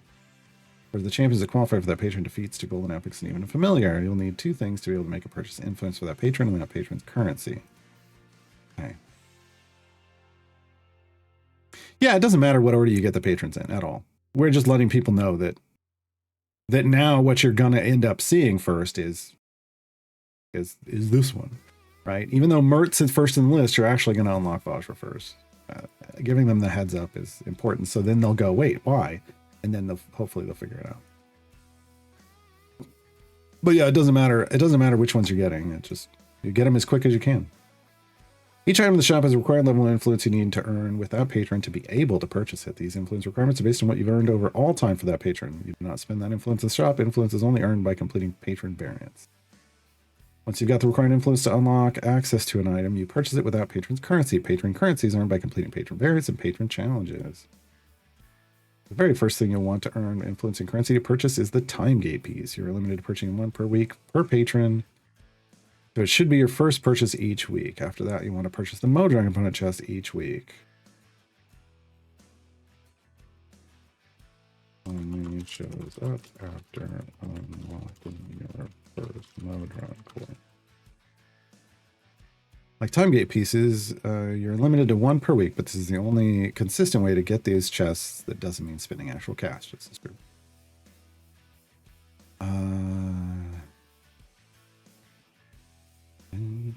As a new player, that's all you really need to focus on early in the game. Yes. 2 weekly purchases will cost 7,500 currency for each patron. Don't really grow lots of currency over there when starting to, yeah. Yes. Do not buy potion specialization from patrons. I'm so glad I had this warning in. The cost is outrageous and is not equal to the benefit that they offer. No, we're just going to take the outrageous part off because they actually changed the cost. But it's still, the cost is not equal to the benefit they offer. You get plenty eventually just from opening all the regular chests you buy with regular green gems. Don't spend your limited patron currency on these potions. Beyond your top 2 priorities for weekly purchases discussed above, you'll want to consider picking up one-time purchases like the familiar each patron offers to help you automate your gameplay, and 1 or more of the feats offered if it looks like they'll help you based on the... I don't really want to... And 1 or more of the potions of polish to place on feed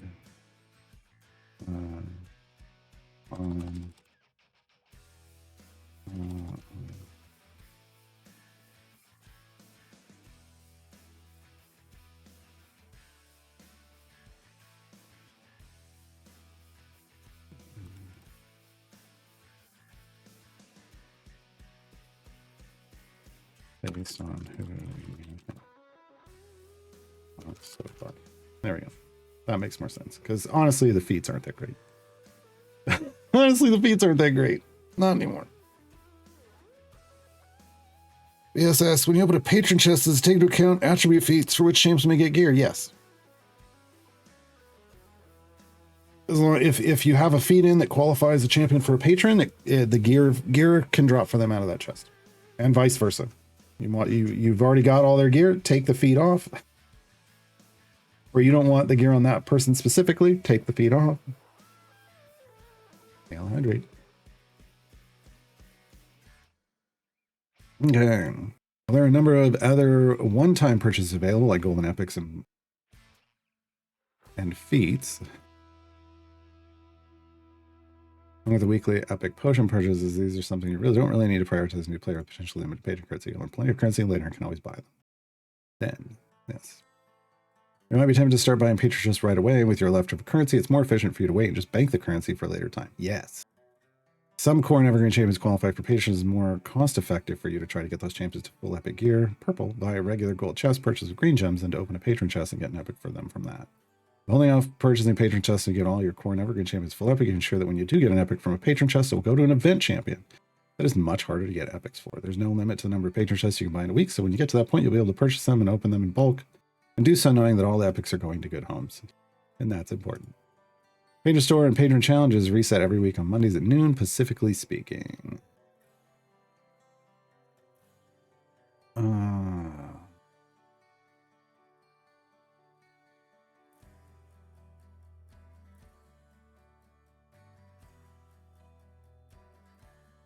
Oh, the whole min-maxing thing of closing a time gate without getting all the chests was always garbage. I want to be very clear.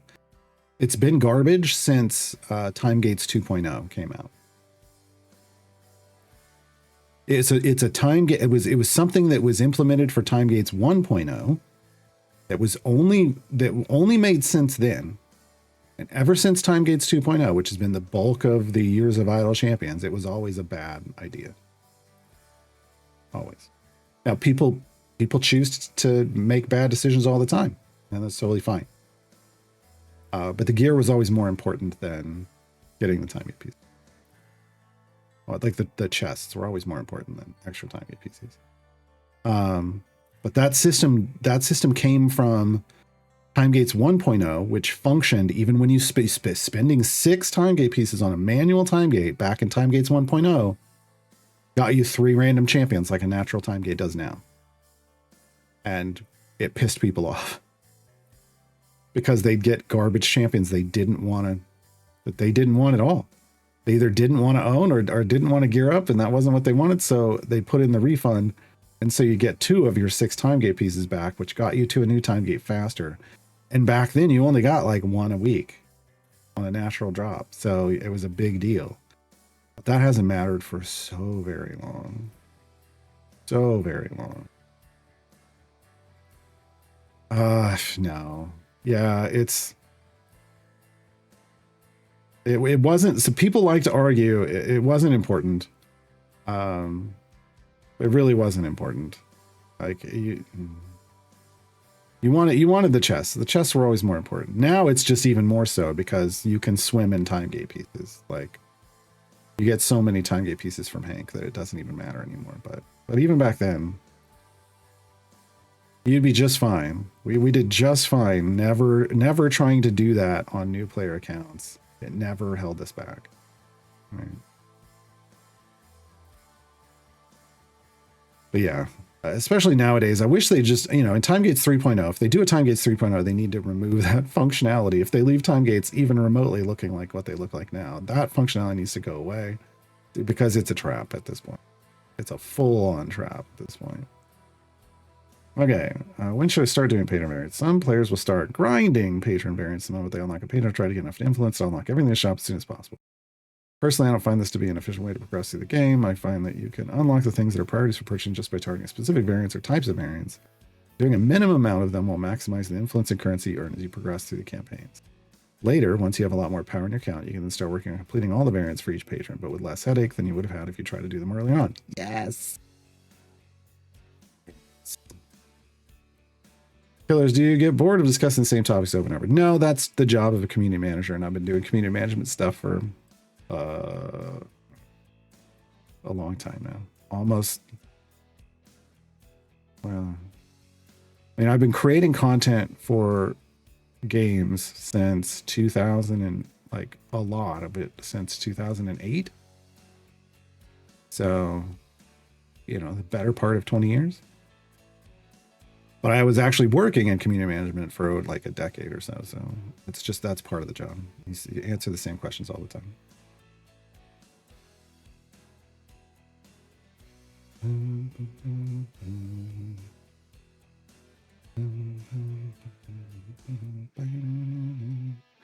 Okay, so this was all good. All right, Cars note, when we talk about targeting specific variants or types of variants, we're talking about the ones that have basically no restriction or easy restrictions.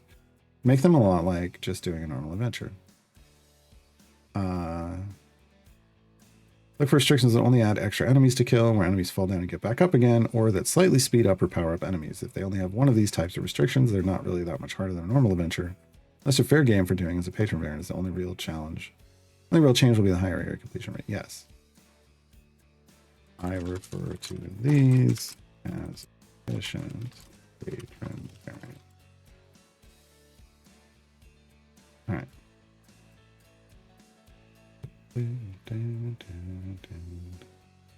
Sorry, remember break on patron variants. Okay, this is where we have to pay attention. Early game. When you first unlock a patron, usually still in the early campaign, like Sword Coast 2 Annihilation or champions. Playing the game, they complete completion area for variance is still pretty low, since the rewards, both influence and currency, are based on the completion area. They do not reward you much for your effort. I recommend limiting your patron variant attempts at this point to high completion area variants that have fairly easy restrictions. Only do 1 a week if it gets you enough currency to buy it. Your priority weekly purchases. Do 2 only if necessary if you still need influence to unlock access to your priority weekly purchases. Then you can also earn currency from doing patron challenges as well. See below. Below what? Mid-game. I'm trolling myself. Once you've completed the storyline of Baldur's Gate Descent into Avernus, you have entered the mid-game as I see it. Yeah. At this point, you'll have a lot more overall power and you have access to higher area completion patron variants in that campaign that are worth your time to focus on as a priority for each of the patrons you've unlocked so far. As you continue to progress through the other campaigns, you can target their easier high completion area variants as well, thus more efficiently earning patron influence currencies compared to trying to grind them out in the lower campaigns. Keep in mind, each patron will raise the completion area required, thus raising the rewards. Bird adds 100, Vajra adds 125, Strahd adds 150, Zariel adds 175. I have nothing about Elminster. Oh, late game, that's right. Because he's not in the mid game. Included a table to list off some, but not all of what are considered of what I consider to be efficient patron variants that you can target as you move through the game. I've listed in the general order. I recommend doing them. Some enable the power you need to complete others. I'm going to take this one out.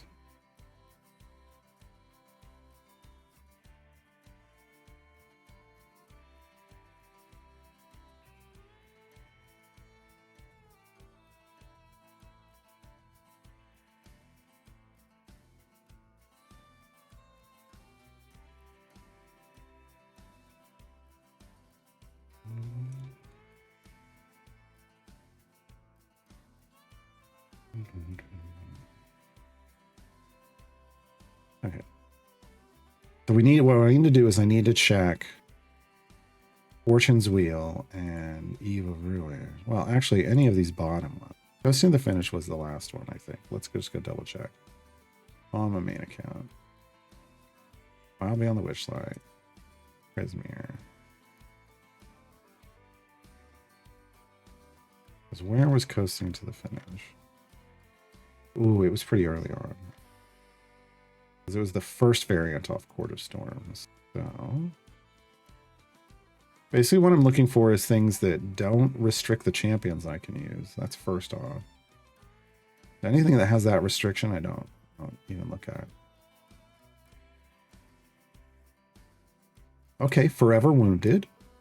1050. So we've got a new one already in Witchlight.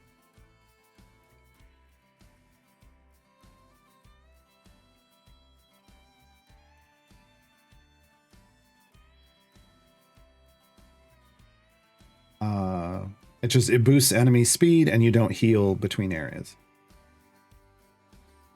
All right, Quick or Quack.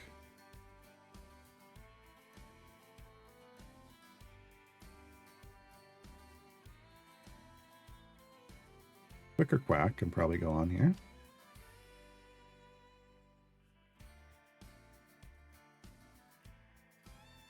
At 1050 as well. Snicker Snack? Nope. Nope. Not that one. Nope. Nope. Nope. Nope. Nope. Nope. God, no. Okay. That's it. All right. Light of Xerxes. We now have a lot more options available. Okay, so there's 5 in Witchlight now. That's gone up. So Xerxes, we already have some things. Just review these real quick. Too many. I also don't want to lose, try not to lose formation slots. That's another thing that I don't like. I'll lose up to 1, maybe 2.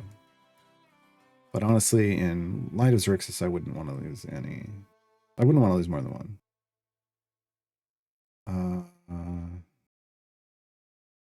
Flapjacks and waffles, maybe. Area 300, that was pretty low.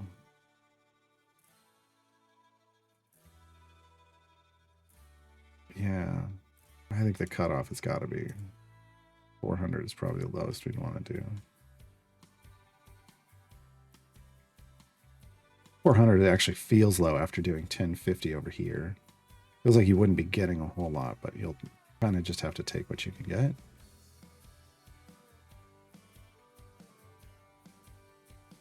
What are my favorite types of questions to receive in regards to Idle Champions specifically?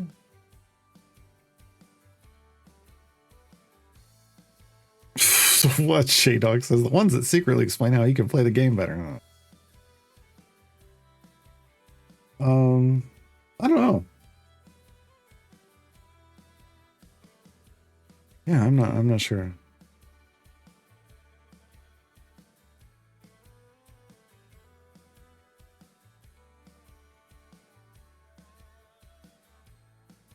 This is going to sound real weird, but hopefully it makes sense. The ones that almost make me realize that like there's something that we're not explaining to people that we should be explaining to people better. It's rare because we've been doing this for so long. We've all been doing this for so long. But yeah, because sometimes there's a question about something and it's like, and it makes you realize that you've been taking, like you've just kind of been taking certain things for granted. And I try not to think from that space. That's why my explanations and stuff are usually so detailed. But every now and then, yeah, I don't. Every now and then I'm just, as someone asks a question, I'm like, oh, yeah. No one's really been explaining that, huh? Right? Yeah. Ones that lead to a new guide? Not generally, no, because I've got too many of those as it is. Time to build a cult in the snow. No, that's in an hour. If Dev Insights doesn't happen, we'll be logging into Cult of the Lamb. What time it is, though? Time to look at our gems. 18,287. So we did go up. We went from 8,500 gems an hour to about 9,000 gems an hour. It wasn't a huge increase, but we did go up. It was just 1 feet. We just changed 1 feet, so that's not bad. We have 1 feet left to go.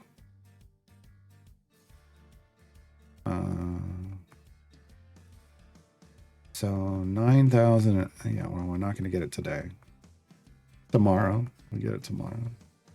We need Asteria's Love for Eliwick, which will let her draw her cards faster, which means her bonus gems kick in faster in an adventure. Yeah. That's what we're waiting on. Someone in Discord didn't know bounty contracts drop tokens for over a year. I believe it.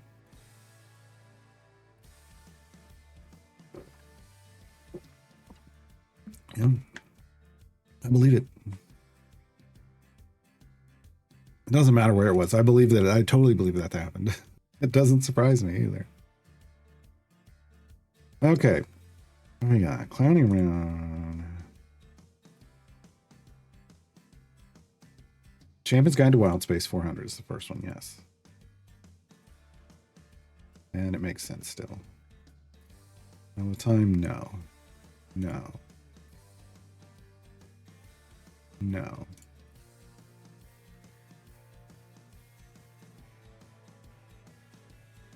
What? Anchors away? Anchors away. We could do anchors away. A little questionable, but we'll do it anyway. Really a little questionable.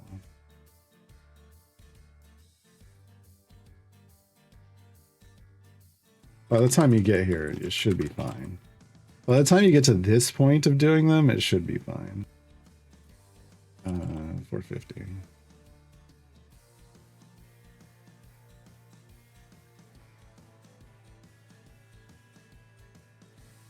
Game over, man. Yeah, that one's going to be a good one. That one's 550. Down 1 champion, but it should be fine. Oops, that's the wrong place.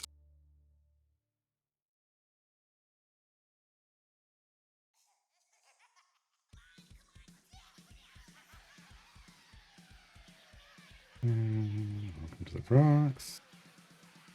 Welcome to the jungle. So glad they got that in there.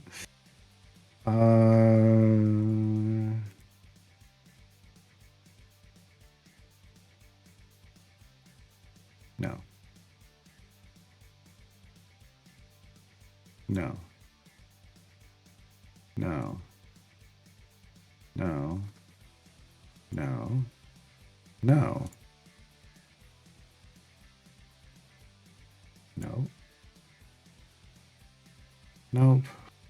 Nope. Okay, so the rest of that stuff in that node is a big fat nope. What's the speed run? Oh. No, because they can't be removed. Not that you would, but we're still not going to make people do them. I just still don't know. That's a no.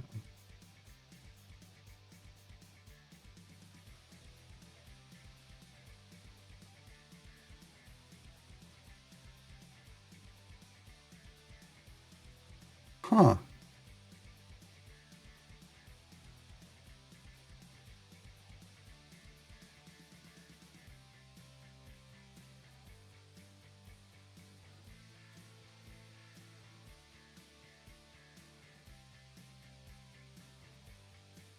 Yeah, we're going to do this one.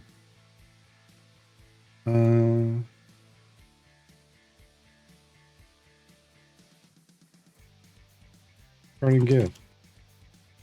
800.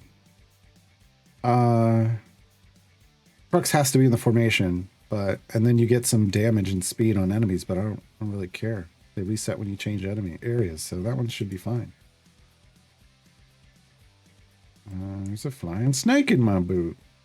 Just Strahd, because that has an int. Those are champion restriction of int 13 plus, so they did list it, but I think I'm gonna remove it because we added parting gift instead. It was back when we were struggling to find any. I don't know. We ain't struggling anymore. No, no, no, no. Foul play. Okay, I was gonna say foul play is the next one. Owl prey. Foul play, owl prey. Foul play, foul play, owl prey. No, that's losing too many. Yeah. Too many restrictions there. All right. Nope, not that. Was that this one? It was that one. Okay, so then all the way over here.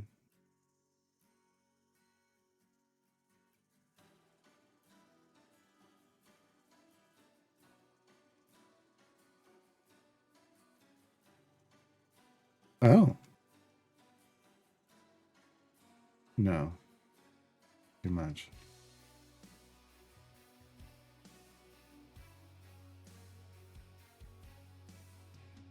No. No. Okay. There's those timer ones. We're not doing that one. Okay, enable the court. No, okay. So Xerxes, we're done. Fortune's Wheel. Pale hydrate.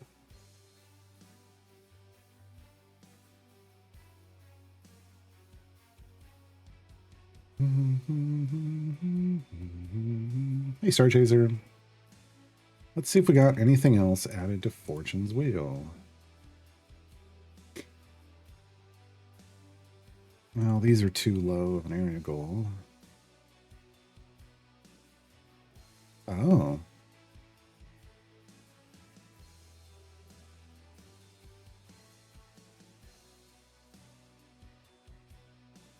You must complete area 450 within 30 minutes of starting the objective.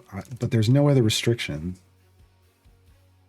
Can't use fire breath or click damage, but I think that's doable.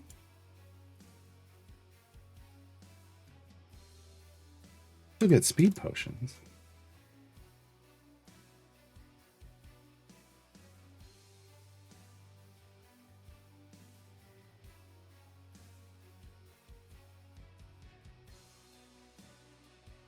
I know what I just realized I need to, oh.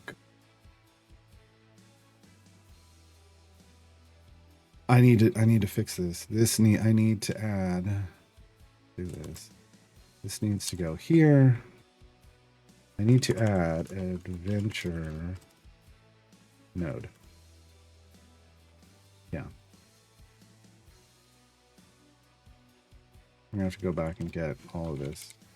But this is much needed. This is a much needed improvement. So people know where to find these instead of having to hunt for them.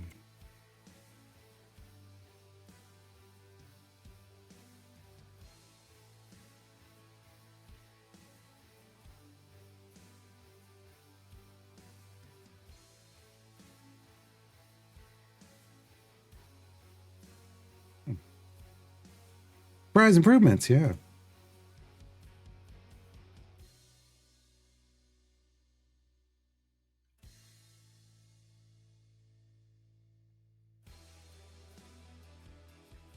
Okay. So do I want to... Yeah, I'm just going to go back and we're going to get these first. And then we'll continue updating. The Tomb of Annihilation. There's one on the outside, and then we go... Is it in the second? Overwhelming Force is in the second, is in 2. Then we go to Avernus. Neither one's there's 2 on the outside. There's no, this is the first one. There's nothing here. 3, 4, 5. I don't think any of these had.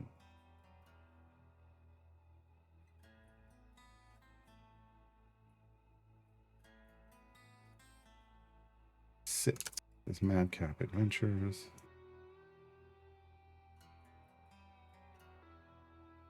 8 should be Ragged Dragons Crew. Yes. Archduke's Blessing is like 9. It is 9, along with Extreme Heat.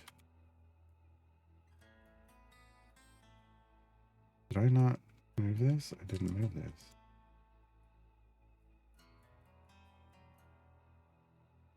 Relentless Peril should be down here in 10. Yeah.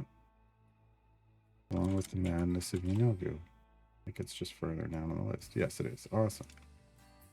Awesome.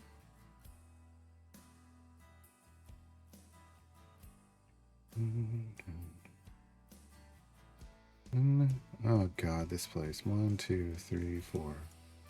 Is it at like 5?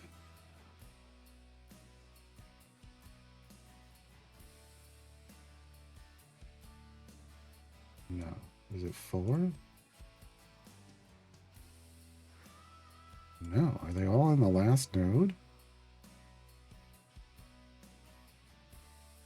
Well, isn't it? Hold on.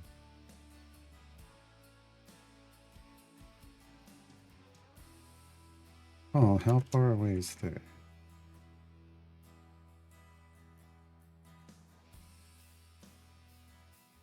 3. Okay.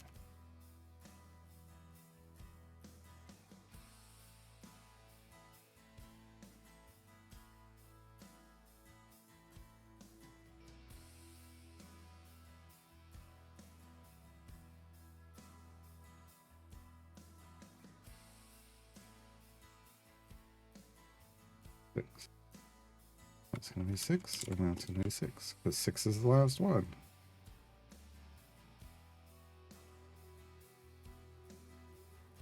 Yeah.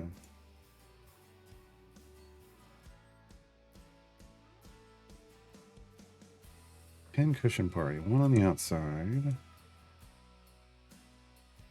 I feel like it's going to be... Nope. 3, 4, 5, 6. In the neighborhood.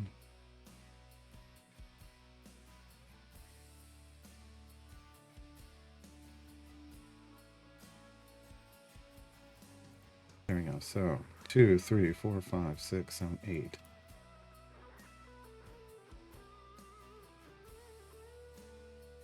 Along with the Invisible Wizards of Thay. And then we go 9, 10, 11, and the rest are in 11.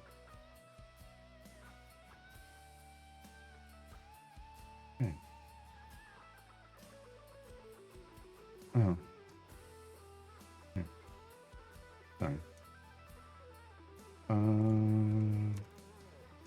Line of Xerxes.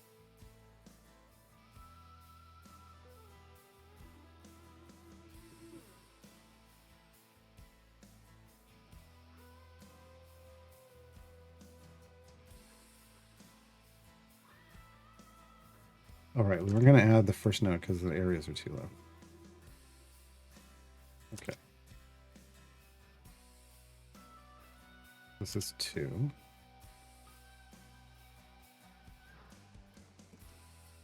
This is 2.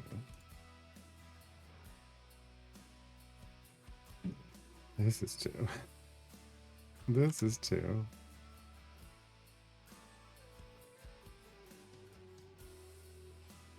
This is 3.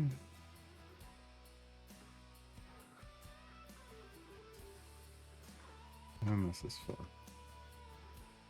Okay. Turn of Fortune's wheel.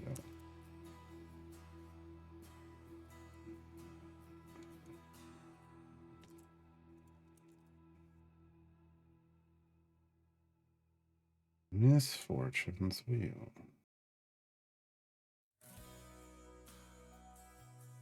Is on 2. Okay. Back to reviewing. For more to add. Should have a variant called Owl Be Damned. Beavers as enemies, distractions. It'll be a hoot. I mean, there's got to be owls in there too, right? Owls and beavers. Hey, DZ. Okay. Additionals are inverted. No. No. No. No. No. No.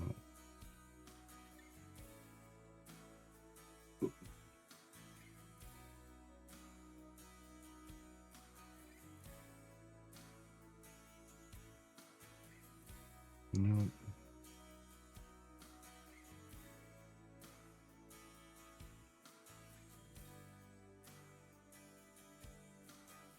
No.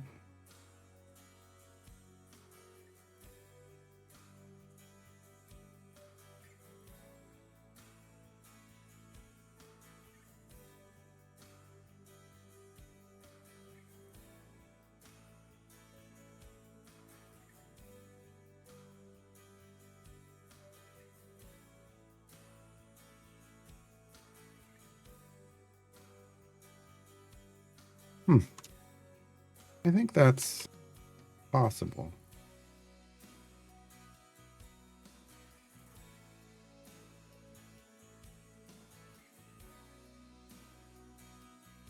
By the time you get here. Well, by the time you're doing this stuff here. I think that's gonna be possible. 1, 2, 3, it's 4.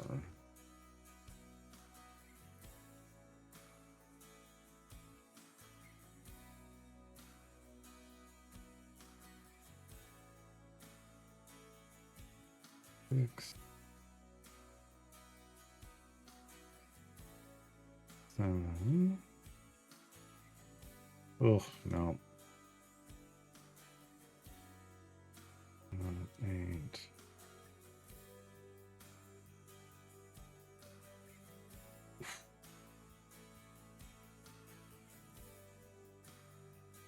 Yeah.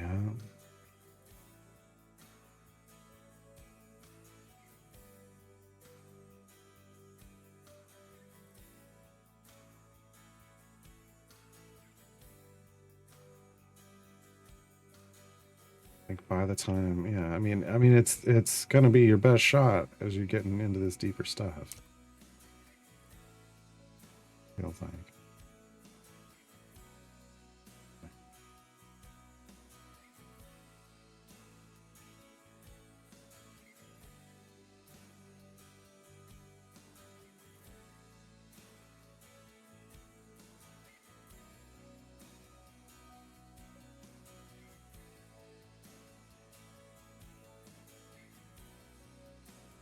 Oh, Jesus.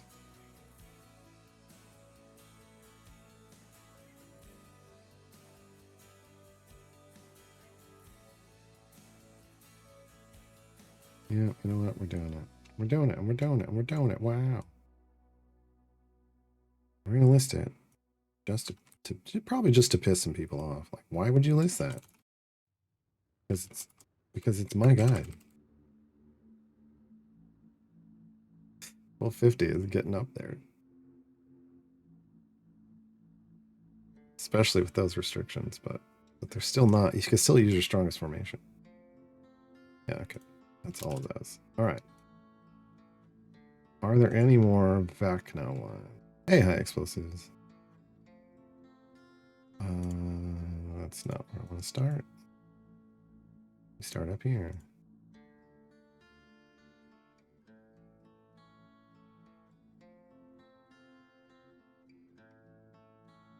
Nope, not at one. What did we put in here? The messenger or the kitten lord? Okay.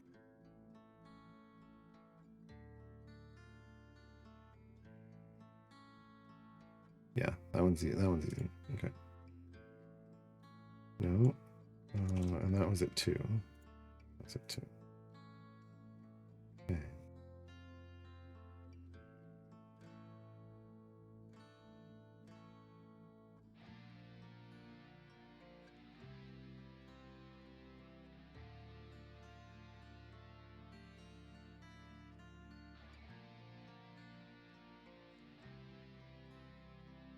Oh, they missed it. They missed a chance here.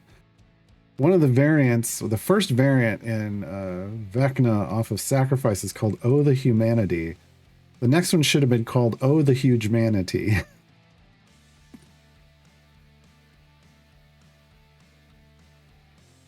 And then the third one should have been called Oh Hugh the Manatee.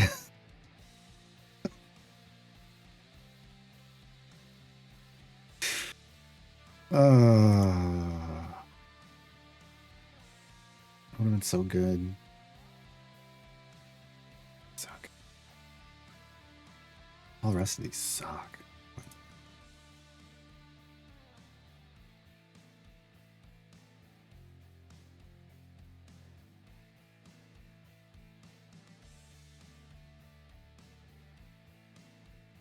Oh, here's one finally.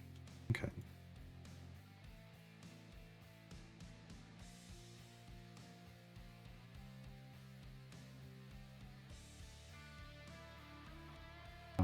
What note is that on? 3, 4, 5, 6, 7.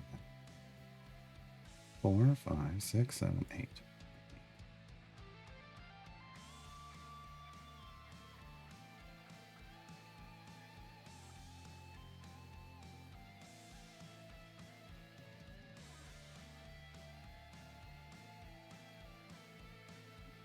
No. No. No.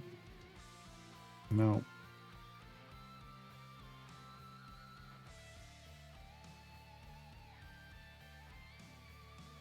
No. Okay. That's it. That's all we got. That's it. That's all there is. You know what isn't in here, though? Tales of the Champions. People keep bringing up Tales for efficient patron variants. I'm going to review them. And I'm going to shut you down. The Google Doc with 30 lists is not, they're not 30 of what I do. This is the thing. This is why I make very clear my description of what's going on. Included the list, but not of all of what I consider to be efficient patron variants. So you can target and move along. So up here, where we defined this somewhere. Yes. We're talking ones that basically have no restriction or easy restrictions, making them a lot like doing a normal adventure. Like restrictions only add extra enemies to kill, where enemies fall down and get back up again, or that slightly speed up or power up enemies. If they only have one of these, they're not really that much harder.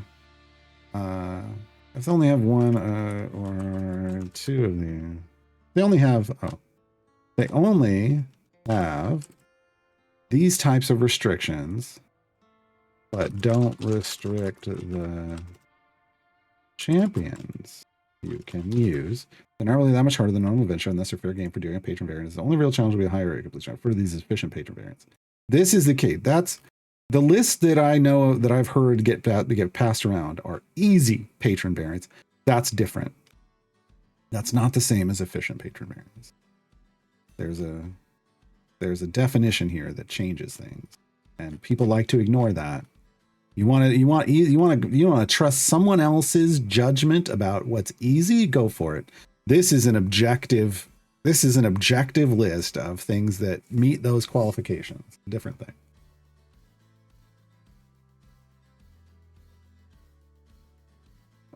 Star Chaser, 40 steps across the quad. Nice.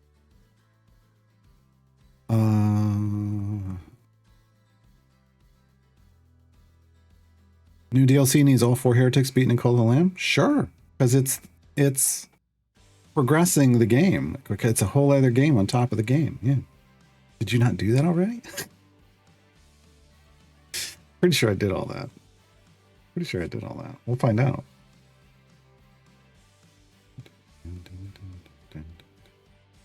Yeah, you wouldn't start a new run. You just play from where you continue.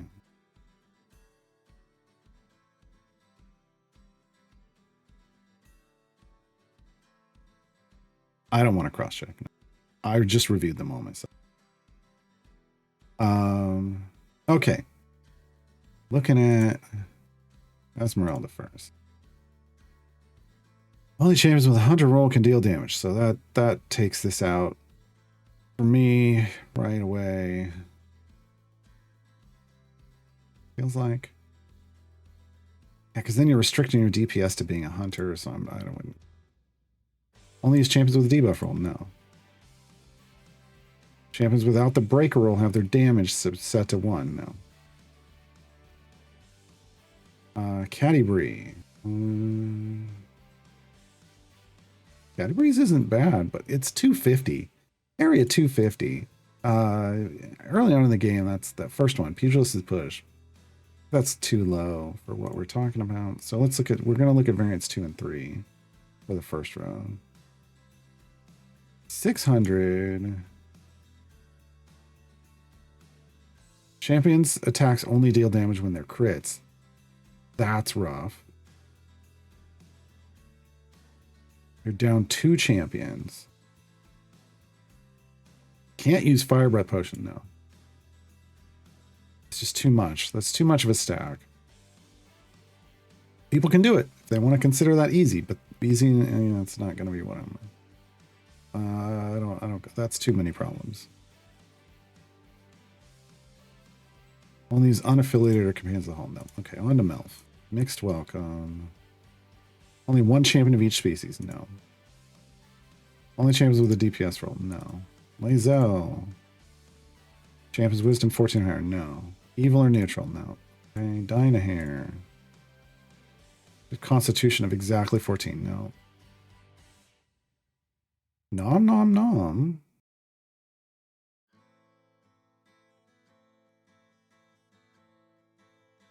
Nope, you lose 3 spots for the Devourer.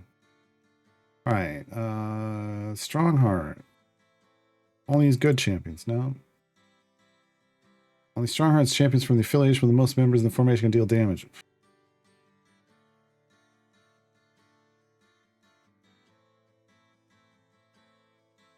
You know what? I'll give you that one, but that's a 1200.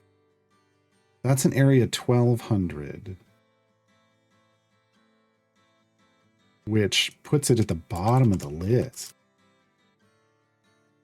So it's not even something that you do early on. Like this is much later, right? To go 1200 areas. I mean, 1200 is the base. The patrons go on top of that. So the node is Strongheart. And it's an affiliation affair. So yeah, that's the only, so far that's the only one. And that's super high up there. Oh, it's good for, yeah, it's good for when you've got that kind of power in a patron push. I don't think I have that yet. Okay, second row starts at 350. I still think that's too low for what we're talking about. Well, you know what? 350 isn't bad because we have 350 for overwhelming force. So you know what? I will consider it this time around. Tails use event HP scaling? No.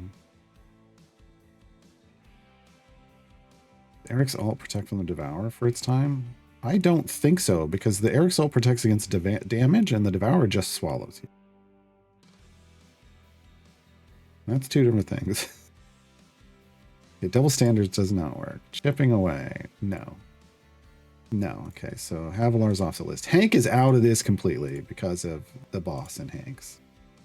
If you have a problem with that, talk to the hand. I've got a problem with that. No, I don't. Who's the boss? I am.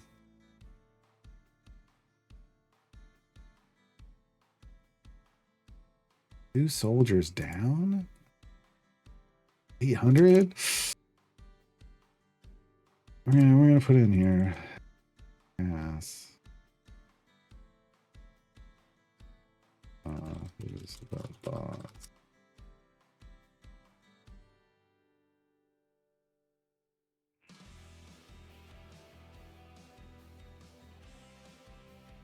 Too many champions missed in that one. Okay. Been gone missing. Fireless functions. Nope. Nope. Nope. Okay, that's it.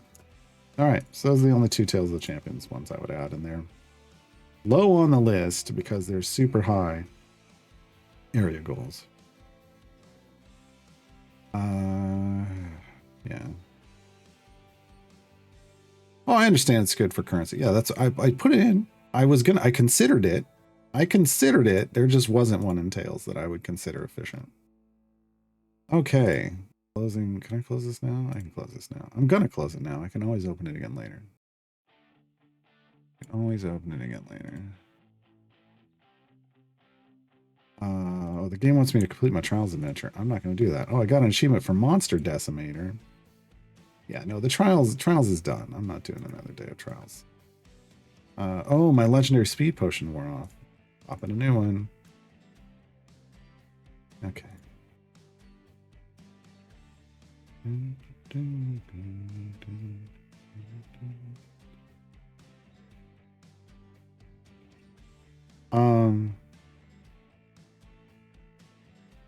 Ethel, I don't know what you're... Ethel, we've said this before. I'm going to say it again. You play the game however you want to do, but that's not how Viconia works. Like, you'd be better off with somebody else.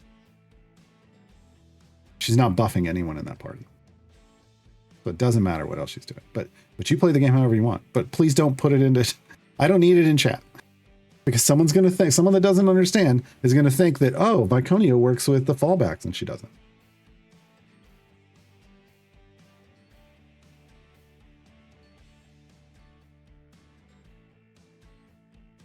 No, wrong. I mean, on the new account, looking right now. We haven't even started on the main account, has it?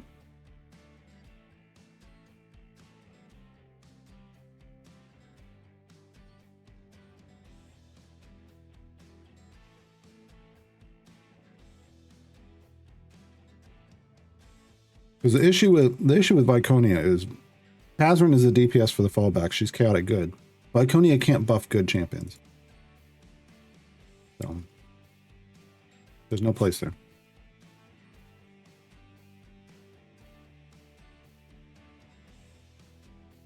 It started an hour ago? Oh.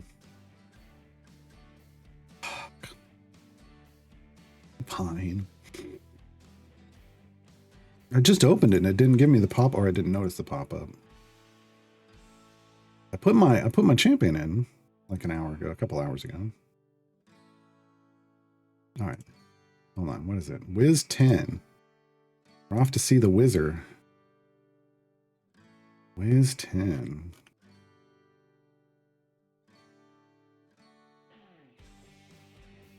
There we go. Turn on. Nope, that's not the right party. Turn automation on. Start my trials run. Do I need to pop scrolls for anything? I don't think so. I think everybody did that already. Yeah. Okay. I have the lowest amount of scrolls I have on my main account is 106 scrolls of brutality. The most I have is 621 scrolls of abundance, which is fitting. Scrolls are Scrolls were a mistake. Scrolls were a mistake.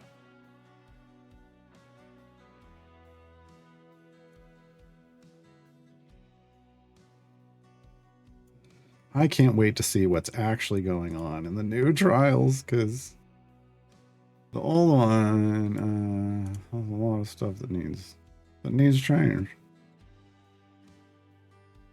Ah.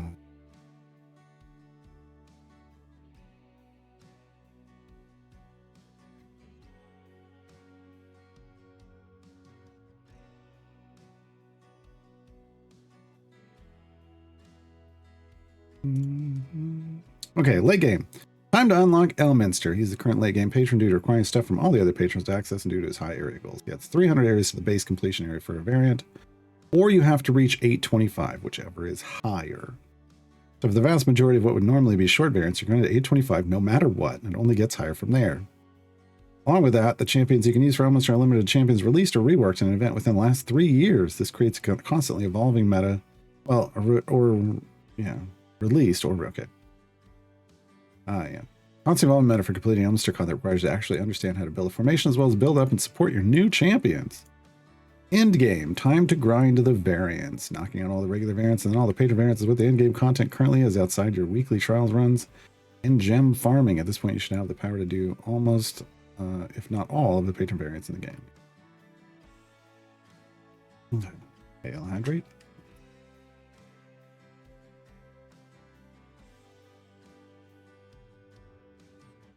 Have we had any news on future dev insights? There's supposed to be one in 27 minutes. There's supposed to be one in 27 minutes.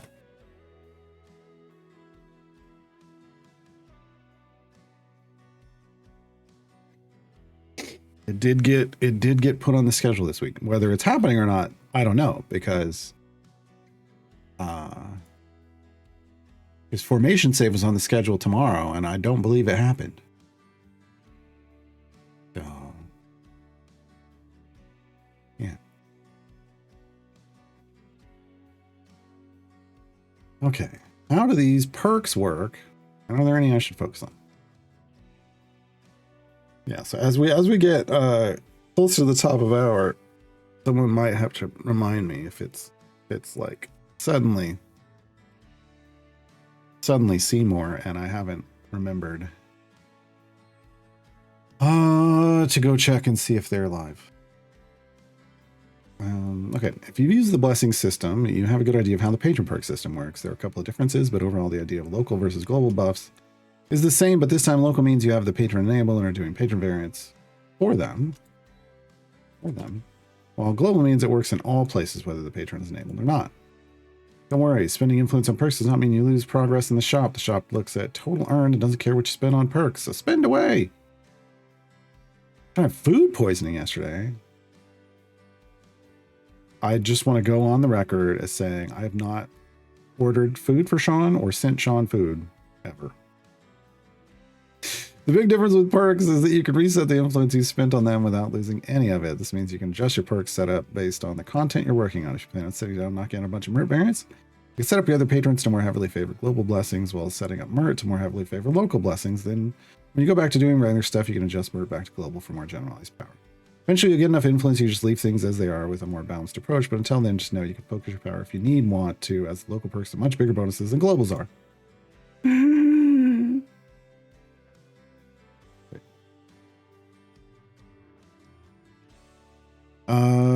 Yeah, I mean, in the past when I've gotten food poisoning at places, it's gone within a day.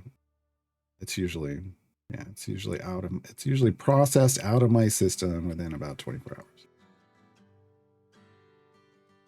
I think the most notable occasion is the place I used to get California burritos at when I was in college. And I got food poisoning from there once. And I think I was back there like 2 weeks later getting a burrito. Because, I mean, look, I wasn't going to blame them for one bad burrito. Everybody has a bad day.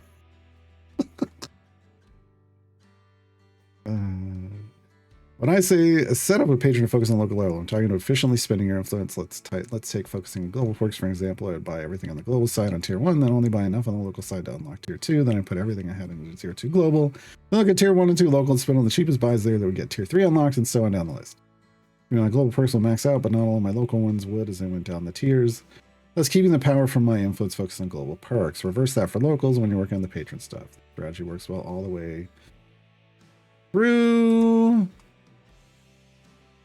tier 5, where the costs sort of normalize. Beyond that, it's harder to focus on one side over the other, but is still somewhat possible. Okay. What are patron challenges? Why should I bother with them? Each week on Monday at noon, Pacifically speaking, 2 parts of the patron system reset for the week, the shop and their challenges. Patron challenges are basically your weekly chores you have to do to get your allowance from Daddy Mert, Mommy Bodger. It's in here! Yes! Uncle Strahd, Estranged Aunt Zariel, and Grandpa Elmo.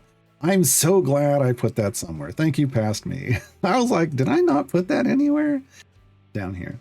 You're going to up to 5,000 currency from each of the patrons by doing their chores each week. This is on top of the 5,000 you can earn by doing free plays with that patron arrow and whatever you might earn from doing their variants. There's no cap to the amount of patron currency you earn by a variance.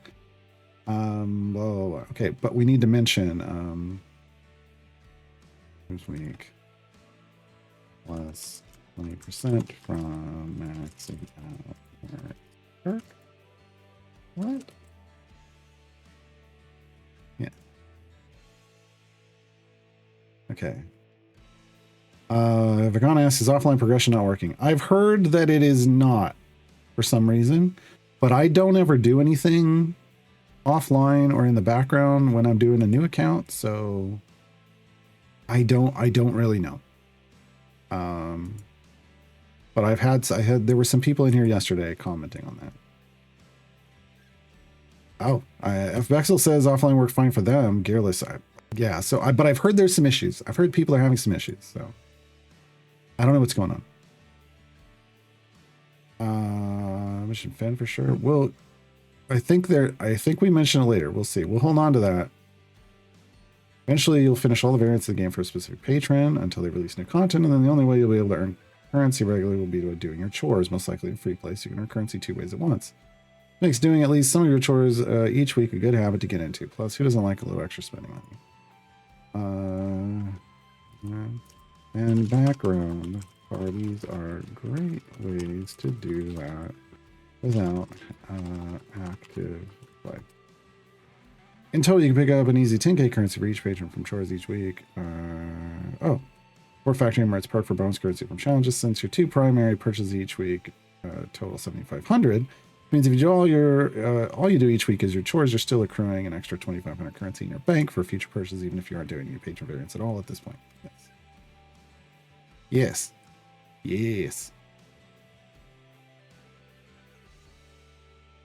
Oh, for the mastery challenge, it's deactivated. There you go. So if you're trying to do the mastery challenge stuff specifically, it has to be active play. I don't know. I don't participate in that.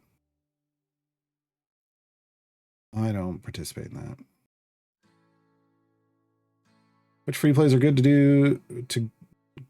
do to complete patron challenges? For me, it all comes back to Mad Wizard. Yes. Not only is it one of the fastest regular free plays in the game, it has all but one of the enemies that patrons will ask you to kill in it. The one thing it doesn't have is undead. While including certain champions in your formation might help you add undead to the list, you can also just drop down to Terror in the Dark and Sword Coast and get them there.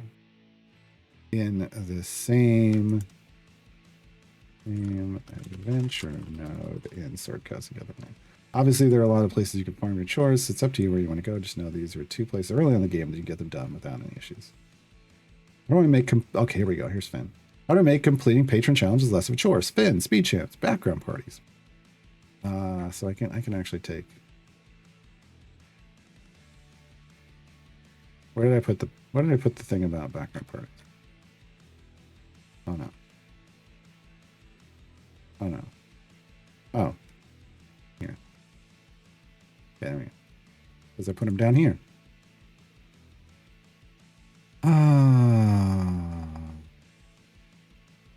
Ben, how Everyone's going to have different ideas about this, but a couple things that are pretty universally effective. Finn, the champion. 2, speed champion. Talk about those in a moment. Before that, here's how I do my patron chores each week. Here's how, here's how I would do my patron chores each week. I don't do my chores. Each week with almost zero fuss. Background parties. I hate doing my chores as an active party. I did it for a year or two and got super tired of it, even though I could knock them all out in a day or less. Now I just pick 3 I want to work on each week and do 1 in each of my 3 background parties. Only the champions asked for and the challenge, plus a tank if one is enlisted. Keeps the number of familiars on 11. Okay. If I finish my chores for a patron, I can walk to one of the other 2. Checking in daily. I can get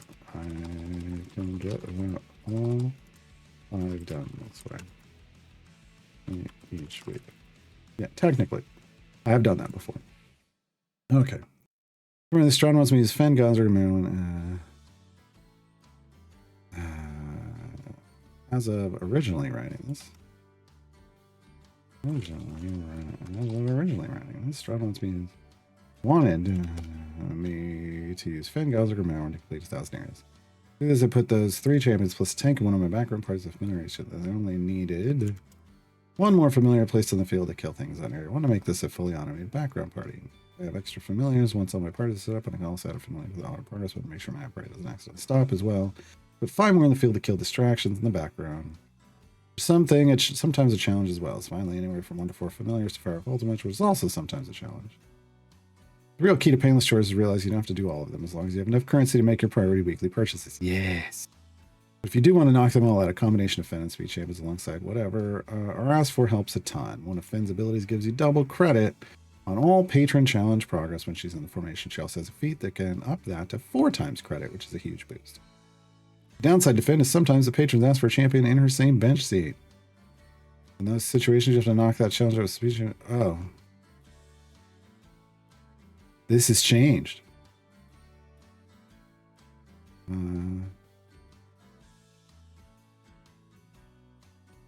Sometimes the patrons ask for a champion in her same bench seat. In those situations, you just have to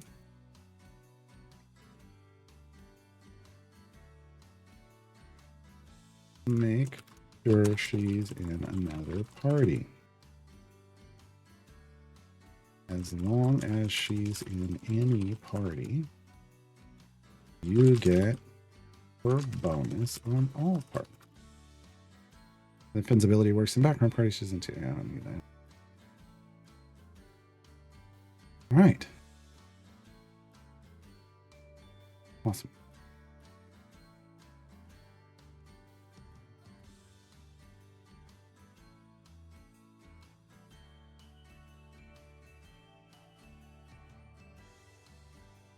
She didn't always work that way, so we got updated. Updated. Speed champ is going to be complete most challenges faster, but only as long as you're using them in your active party at this time. Speed ability is not working background parties. Yep. Okay. That's it. We're good. All right. That's a pretty solid update. That's a pretty solid update to that guide. Updated the efficient patrons list, or efficient variants list, plus made some changes to how Ben works. I think that's probably good for today.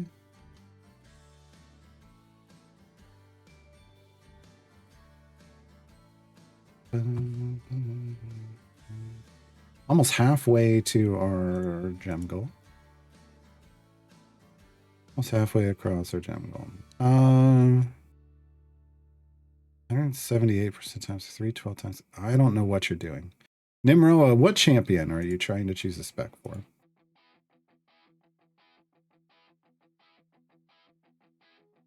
Is my question.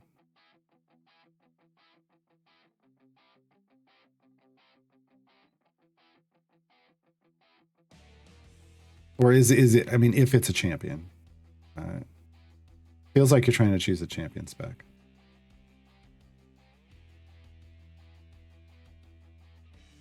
So if so, which champion are we talking about?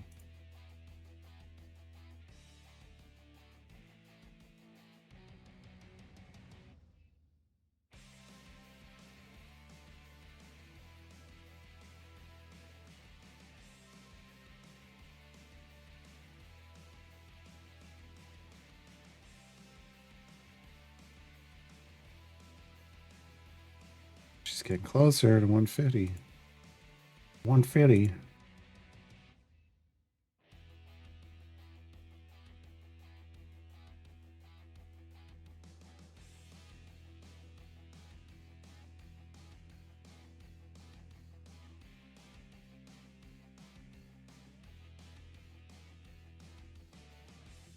Look at that though. I'm not doing my run when there's only that much left. Give me a break. Give me a break. I got gems to farm. Oh no.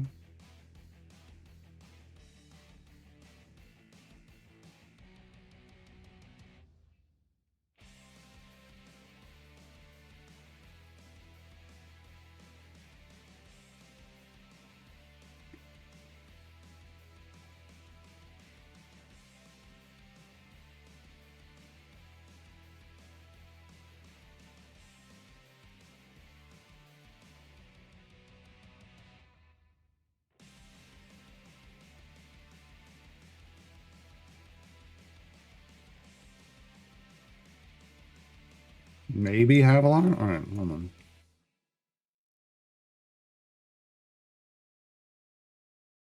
No, wasn't Avalar. Wasn't Avalar. She doesn't have one of those.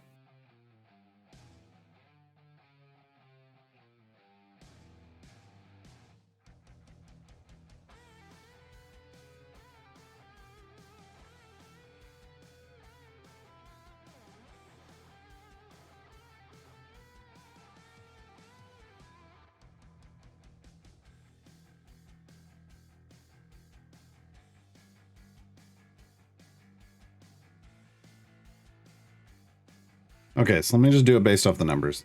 The reason I asked is because in my champion guides, I have tables for that kind of stuff. And you don't have to try to do the math. Oh, it's Lark. Okay. Let me pull up Lark. Okay.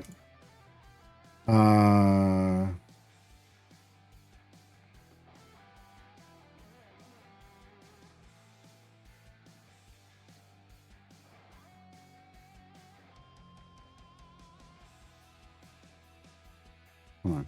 I'm trying to figure out. Are you...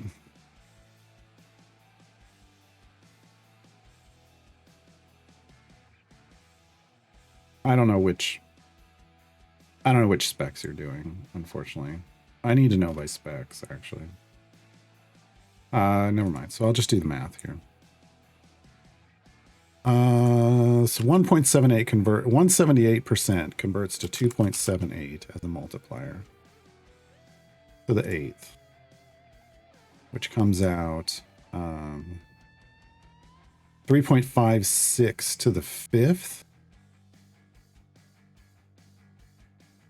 So I don't know what numbers where you were going with that. No, it's not 1.7. No, it's 2.78. Yeah, okay. And then 312 goes to 4.12 to the 6th, which is 4.8 to the 5th. So the 6 stacks is better. 6 stacks is better. The numbers were the math is just off somehow. I'm not sure why. But I do that. I do this in my tables. I do this via tables. So you can just look at the, like, you can go to, if you go here and scroll down, you can look at either Band of Misfits, Center of Attention, Path of Nightmares, and then just look at the relative stacks, because it doesn't matter what your values are at. I know that sounds weird. I use the base values, and no matter, because all of your values are being upped by the same item, then it doesn't matter what the value is on yours. You can look at the table. Lark's is there. It doesn't have to be updated. Lark's was there. We just made Lark. He's a brand new champion. So just go to Lark and look. You can look at that table. The new champions should all have tables. I just haven't gone back to all of the old ones yet, which is what we'll be doing on now. Once we get to champions,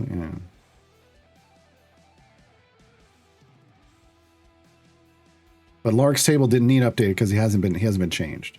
He just came out.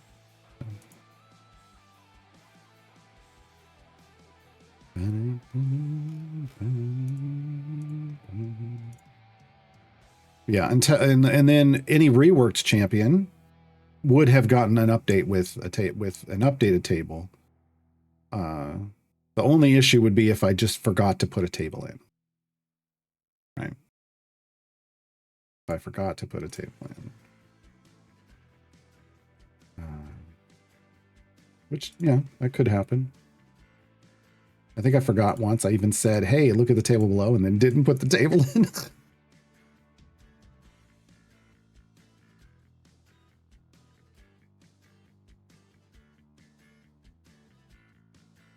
It happens. Oh, hey, in Rogue Waters, I was playing some more last night. I unlocked another sea monster to control and help me out in my battles. I unlocked a mermaid queen, which is pretty cool because like she basically you target a spot and she pushes everyone away from it, which is neat because you can either push enemies off of someone or you can push them into damaging objects. A manatee mermaid queen. Mermaid queen, man. And I got some good, I posted some screenshots of some of the cannons I got that were just beefy. Really, it's one of those situations where man, some of those cannons, I just want them forever, but it's a roguelite, so they go away after every run. But on those runs, I enjoy them.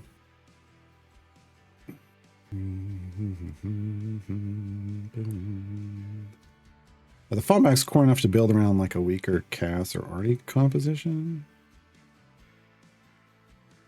If you have all the fallbacks, that's your composition. Kazrin DPS in her signature smell specialization. And then you add people to that. You don't... The fallbacks to me as supports aren't super interesting. If they're the best you have, that's fine. But just use the fallbacks if you have all 5 of them. That's what I'm doing on this account. We cleared area 1200 with them. And I don't even have a lot of item levels. Like, what's my Kazrin at? My Kazrin's got blues and 2 epics that have been legendaried, and we've cleared item level 8. And we've cleared 1200 with her as the DPS. So.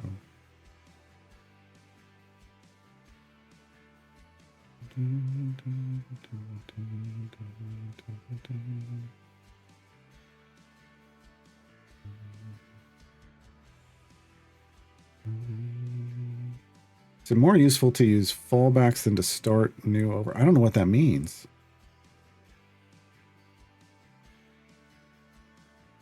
You don't ever start the game over from scratch. Just because I did it with this account, this is just something you do. Oh, do the mission again for favor. Oh. You can swap during a run. Yeah, like when you're doing a run, you can swap your champions in and out.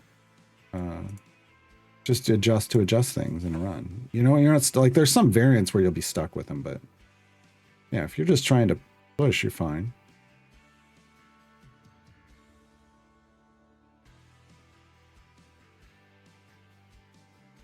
Once we get, so we've now updated, how many guys? Update 1, 2, 3, 4, 5, 6, 7, 8, 9, 10, 11, 12, 13. I've now updated 13 out of the 17 introductory guides. After which, I'll be, we might do the split the party one after that. Maybe split the party. Just check it. It should be fine. We just did them, so it should be fine, but I just want to review it. And the event planning guide. Then I will be deep diving into updating the new player reference. And then that's going to change a lot of things. That should be much more helpful to players that are starting after I've changed it. Because there's just, man, there's a whole different perspective on how you start the game. Hey, Lediath.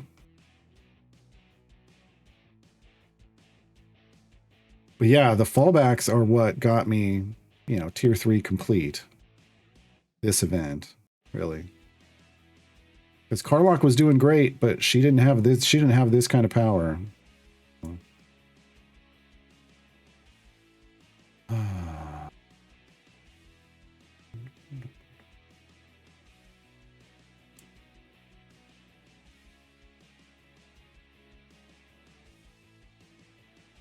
Yeah, they only started recently.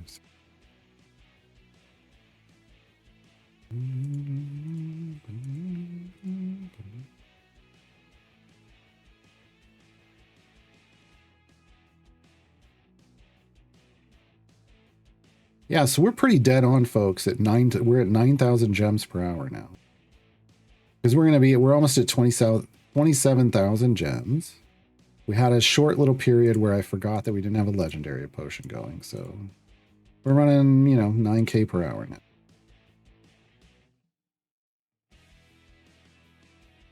Split the party 3, pretty much D1 with Hank and I don't know what that means.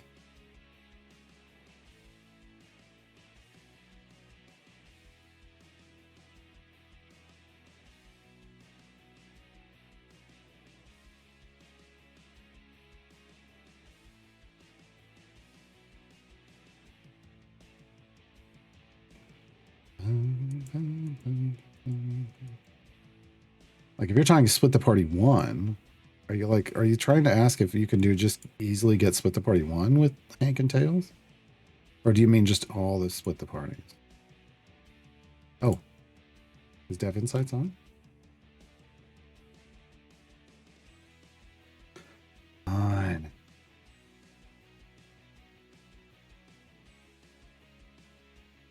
Right. We're gonna be going rating. They don't have the name right. It says Mars has got a hand, but I know that pain. Yeah, we're always gonna. So Hank and Tails make getting through all the split the parties easier, but it doesn't like absolutely guarantee them. You still have to make good choices, right? All right. The Dev Insights they're in their preview, so we're gonna go raid. We're gonna go raid. First Dev Insights of 2026. I have one question, I think. Oh, I gotta open my questions doc again. I got one question for them that came out of today's stream. So that means tomorrow we will start off with a little Idle Champions check-in, and then we'll probably put it in the picture-in-picture window and play. We're guaranteed to put it in the picture-in-picture play window right away. It may just even start there, and we'll play Cult of the Lamb. Cult of the Lamb, Woolhaven starts tomorrow. Yeah. Thanks for hanging out. I'll see you all soon. Bye, everybody.